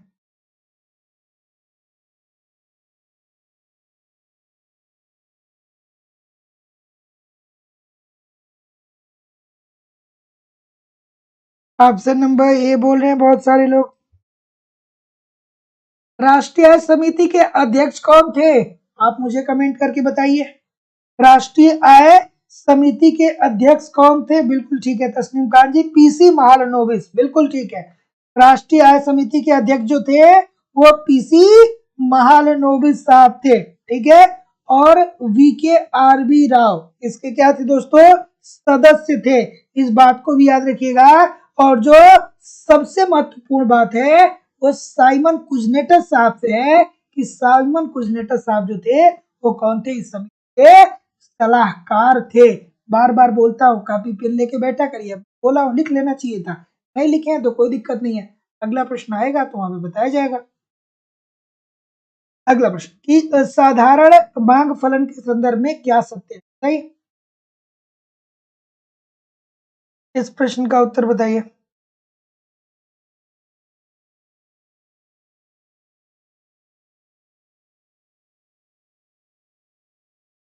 चलिए, क्या उत्तर आएगा भाई? ऑप्शन नंबर डी बोल रहे हैं, तो जितने लोग भी डी बोल रहे हैं बिल्कुल सही है कि साधारण मांग फलन के संदर्भ में कौन सी बातें सत्य है, तो यह आय के प्रति 0 कोटि व कीमतों के प्रति 1 कोटि के समांग फलन होते हैं। Option number D according to the question this is the right answer हो जाएगा। तो देखिए दोस्तों, जब देखिए किसी वस्तु की मांग, वस्तु का मूल्य, उपभोक्ता की आय, अन्य, ठीक है, और साथ ही साथ जो देखिए एक वस्तु की जो मांग होती है वो किस पे निर्भर, वस्तु की मांग किस पे निर्भर होती है कि वस्तु की मूल्य कितनी है, उपभोक्ता की आय कितनी है, ठीक है, और एक उपभोक्ता है उसकी फैशन क्या है, उसकी रुचि क्या है, ठीक है, उसकी एक उपभोक्ता है उसकी संपत्ति क्या है, इसी के आधार पे तो उपभोक्ता अपने मांग को निर्धारित करता है, ठीक है। और इसके बीच पाए जाने वाले फलनात्मक संबंध को ही तो हम क्या बोलते हैं, मांग फलन बोलते हैं। तो ऑप्शन नंबर जितने लोग भी डी कर रहे हैं एब्सोल्युट बोल रहे हैं। अगला प्रश्न, दरिद्रता को विकसित करने वाले विकास के अंतर्गत निम्नलिखित में से कौन अपघटित होता है, बढ़िया सा प्रश्न है। दरिद्रता का विकास किसने दिया था, सभी लोग कमेंट करके बताएंगे, कोई नहीं बताएगा अच्छी बात नहीं होगी, सभी लोग कमेंट करके बताएंगे भाई कि दरिद्रता का विकास किसने दिया था, कमेंट करके बताइए इस प्रश्न का उत्तर कि दरिद्रता के विकास की बात किसने की थी, कमेंट करके बताइए। इजी सा प्रश्न है, अच्छी सी बात है, बहुत प्यारी सी बात है। क्या उत्तर होगा? बिल्कुल ठीक है।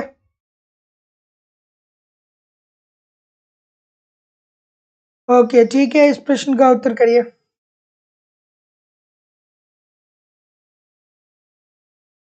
ठीक है,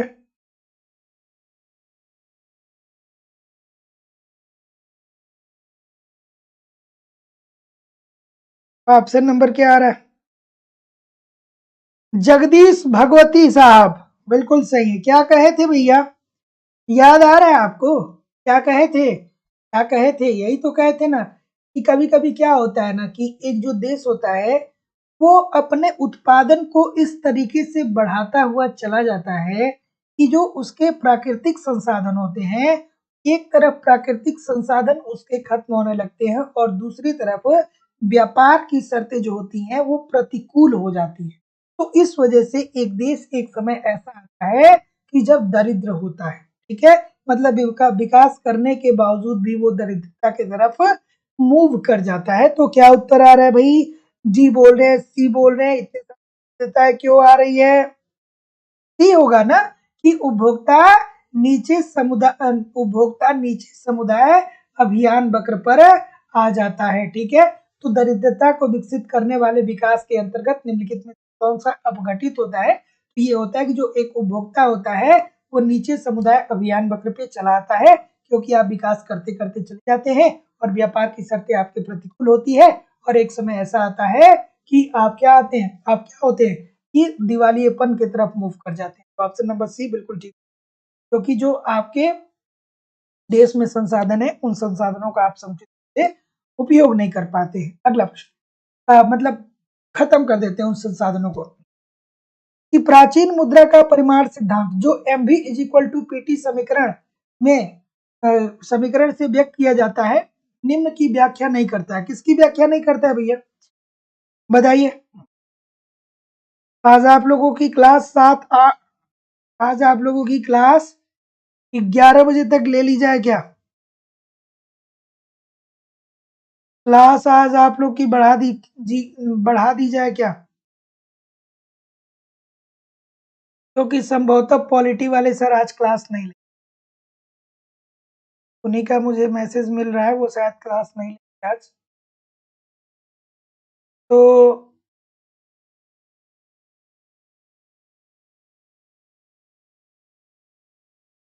एक सेकेंड,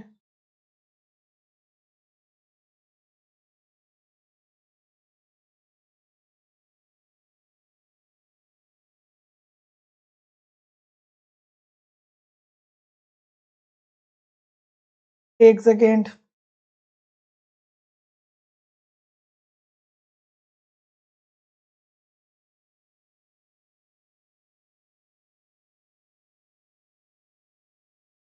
चलिए,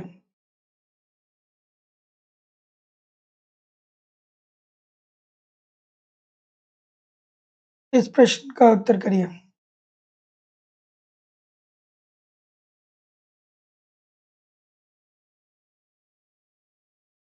सर आज नहीं, चेक करने के बाद फिर।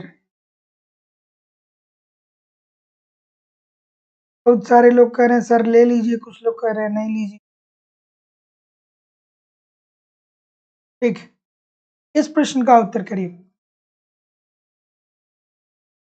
कि प्राचीन मुद्रा का परिमाण सिद्धांत जो MB is equal to PT समीकरण से व्यक्त किया जाता है, निम्न की व्याख्या नहीं करता है। किसकी व्याख्या नहीं करता है भाई? तो जैसा कि मैं देख पा रहा हूं, तो डी की तरफ कुछ लोग जा रहे हैं।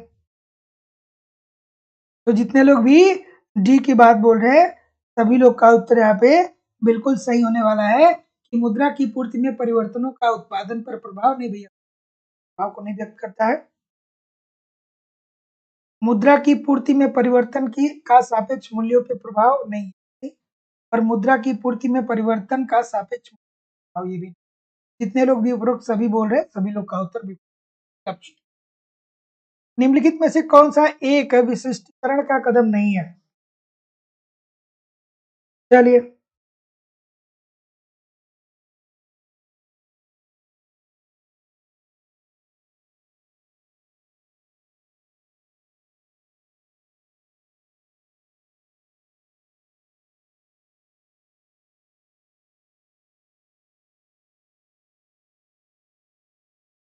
चलिए, क्या उत्तर आ रहा है भाई?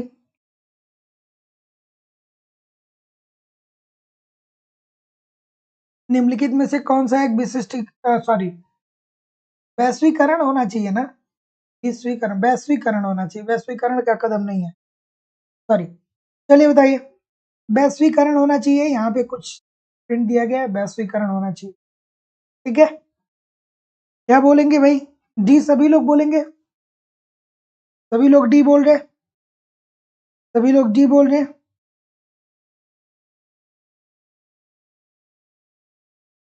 का उत्तर क्या होगा? ऑप्शन नंबर डी होगा कि प्रत्यक्ष विदेशी पूंजी निवेश में स्वतंत्र प्रवाह को अनुमति देना, या कदम नहीं है कि बात कर रहे हैं भैया सार्वजनिक क्षेत्र की अंश पूंजी का विनिवेश करना। भैया सार्वजनिक क्षेत्र की अंश पूंजी का विनिवेश करना, ये वैश्वीकरण के कदम के अंतर्गत कहा आएगा? सभी लोग डी की तरफ जा रहे हैं, दो लोग ऊपर से डी बोल दिए, तो सर हम भी डी बोल देंगे, हमको भी आता है कि ऑप्शन नंबर डी ठीक होगा। ऑप्शन नंबर डी ठीक होगा कि ऑप्शन नंबर ए ठीक होगा? कि निम्नलिखित में से कौन सा एक वैश्वीकरण का कदम नहीं है? तो अरे भाई, वैश्वीकरण के कदम के अंतर्गत सार्वजनिक क्षेत्रों की अंश पूंजी के का विनिवेश कैसे आएगा? ऑप्शन नंबर ए होना चाहिए ना। ठीक है, तो इसका सही जो उत्तर होना चाहिए दोस्तों, वो राइट आंसर जो है वो ए होगा कि निम्नलिखित में से कौन सा वैश्वीकरण का कदम नहीं, का कदम सार्वजनिक क्षेत्र की अंश पूंजी का विनिवेश नहीं है। और कौन कौन सा है? आयात कर में कटौती करना, रुपए की परिवर्तनीयता, और प्रत्यक्ष विदेशी निवेश के स्वतंत्र प्रवाह को अनुमति देना। बिल्कुल सही है। इस प्रश्न का उत्तर करिए।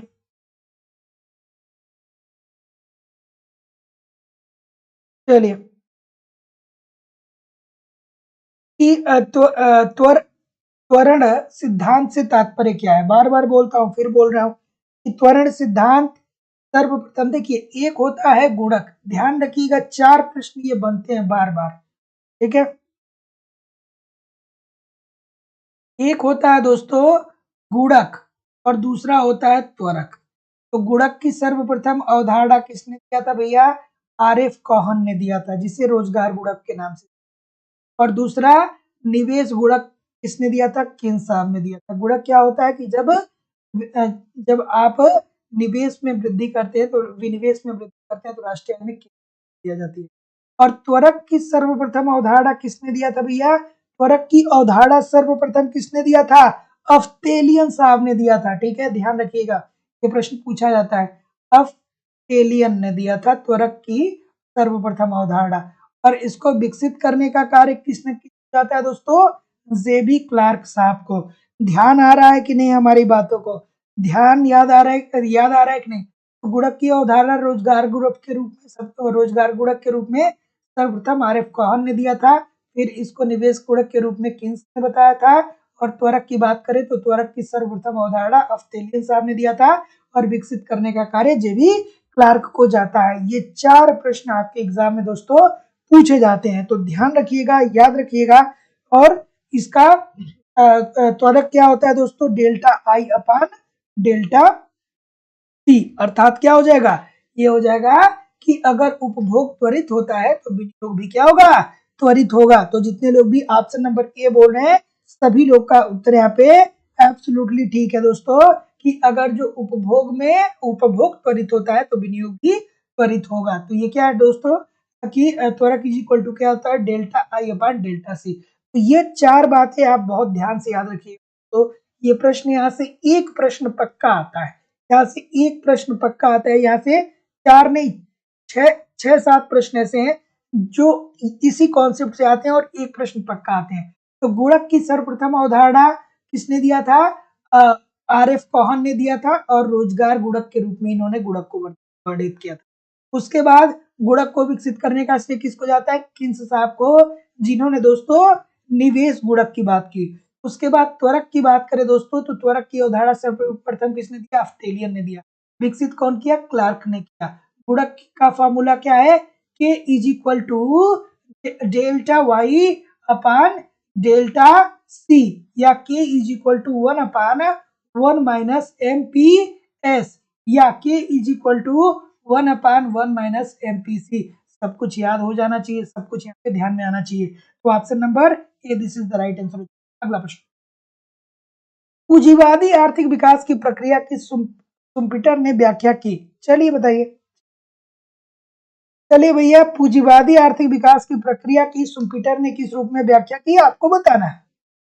क्या उत्तर होगा? इजी सी बात होनी चाहिए, ये भी बढ़िया सी बात होनी चाहिए। बिल्कुल ठीक है,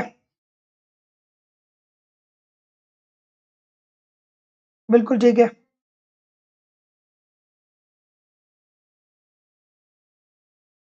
बिल्कुल ठीक है, बिल्कुल। तो जितने लोग भी क्या बोलेंगे, आराम से थोड़ा केयरफुली करिए। गड़बड़ गड़बड़ हो रहा है, प्रश्न गलत कर रहे हैं बहुत सारे लोग। भैया ये सृजनात्मक विनाश के रूप में इन्होंने कहा था ना, सृजनात्मक विनाश के रूप में कहा था ना। उन्होंने क्या कहा था? उन्होंने ये कहा था कि पूंजीवादी आर्थिक विकास की प्रक्रिया की बात करें तो श्रिम्पिटर ने क्या कहा था कि ये जो आर्थिक विकास है यह एक सृजनात्मक विकास है। और सृजनात्मक विकास क्यों है? क्योंकि पूंजीवाद में सबसे प्रमुख कौन होता है? पूंजीपति होता है। सबसे प्रमुख क्या होता है? पूंजीपति होता है। तो ऐसी स्थिति में पूंजीपति को वित्त जुटाने के लिए, पैसा जुटाने के लिए शेयर का सहारा लेना पड़ता है, बैंक से उधार लेना पड़ता है, जनता से उधार लेना पड़ता है, ठीक है, और बहुत सारी चुनौतियों का सामना करना पड़ता है। और इसी के परिणाम स्वरूप जब इन लोगों से ये ऋण ले लेता है तो इनका ही गुलाम बन जाता है। तो ऐसी स्थिति में क्या हो जाता है कि ये विध्वंस के रूप में, मतलब क्या होता है? सृजनात्मक विध्वंस, इसको सृजनात्मक विध्वंस देखने को मिलता है। ठीक है, तो ऑप्शन नंबर जितने लोग भी ए बोल रहे हैं बिल्कुल। अगला प्रश्न, एक देश के राष्ट्रीय उत्पाद और घरेलू उत्पाद के बीच का अंतर निम्न द्वारा निश्चित किया जाता है। किसके द्वारा भैया? सभी लोगों से निवेदन है, थोड़ा वीडियो को लाइक और शेयर कर दीजिए। क्या उत्तर होगा?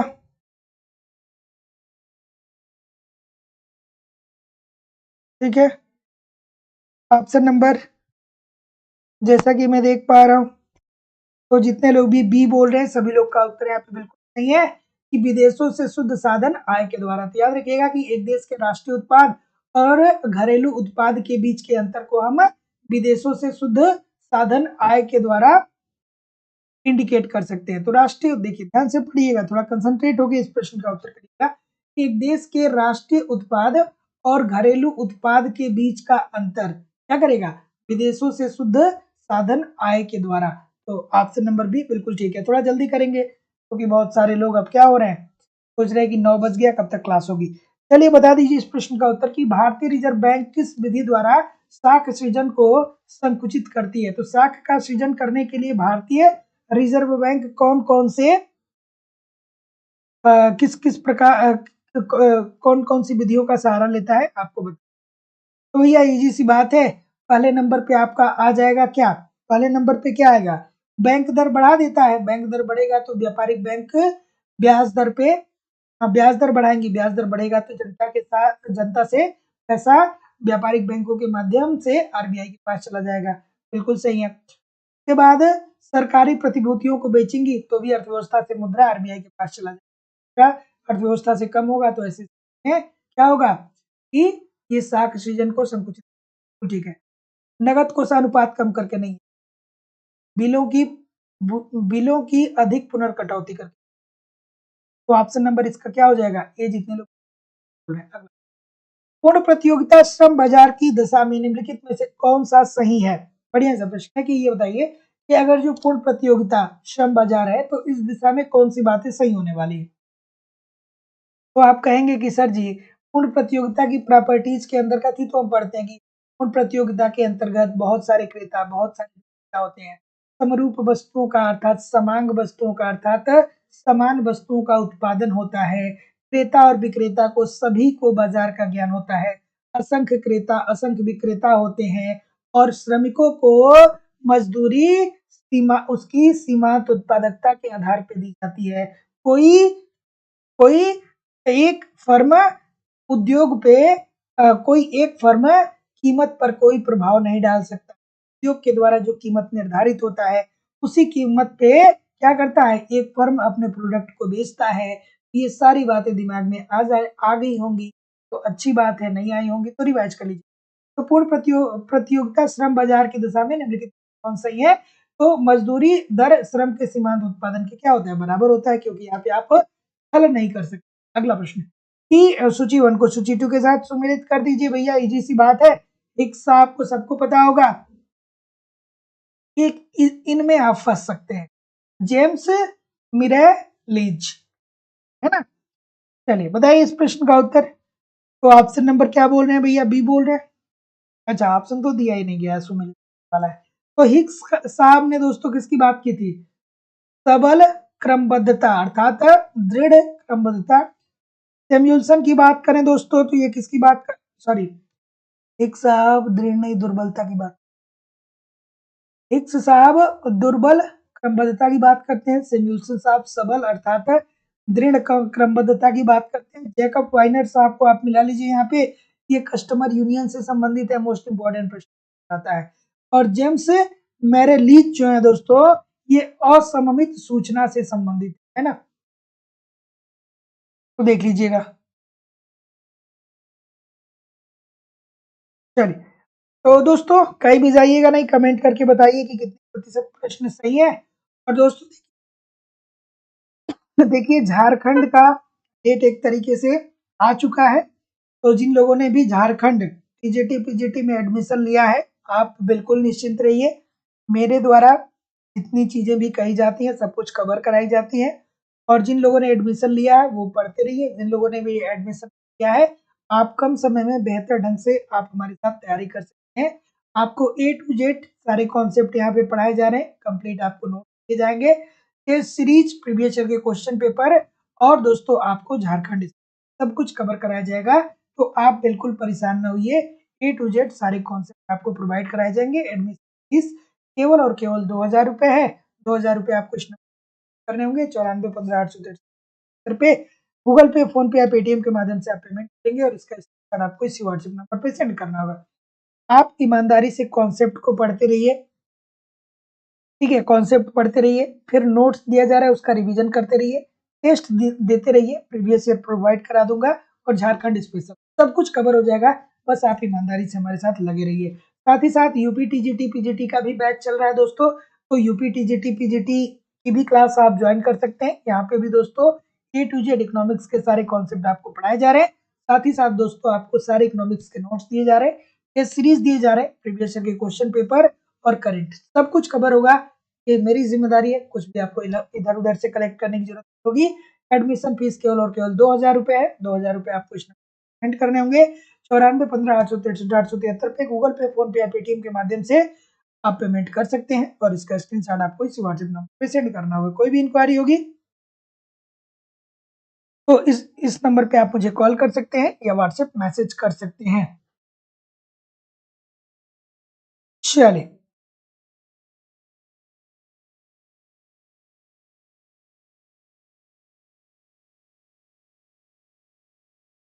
चलिए, मौसम कुमारी जी, जयंत जी, सीमा जी, रेणु जी, तस्नीम जी, अफसाना सिद्दीकी जी, अफजल हसन जी, सुनीता जी, प्रियम Mishra ji, I M G, विकास कुमार जी, रेणु जी। चलिए, thank you very much everybody. कल मिलते हैं एक नए सेशन और एक नए उत्साह के साथ। तब तक के लिए आप लोग पढ़ते रहिए, आगे बढ़ते रहिए। अलग से नोट्स या टेस्ट सीरीज चाहिए तो भी आपको मिल सकता है। और एक बात दोस्तों हमेशा ध्यान रखिए कि कम समय हो तो बेहतर ढंग से कंपाइल जो कंटेंट होता है उसको पढ़ना चाहिए, है ना। चलिए, तो मिलते हैं नेक्स्ट क्लास में, तब तक के लिए नमस्कार दोस्तों, धन्यवाद।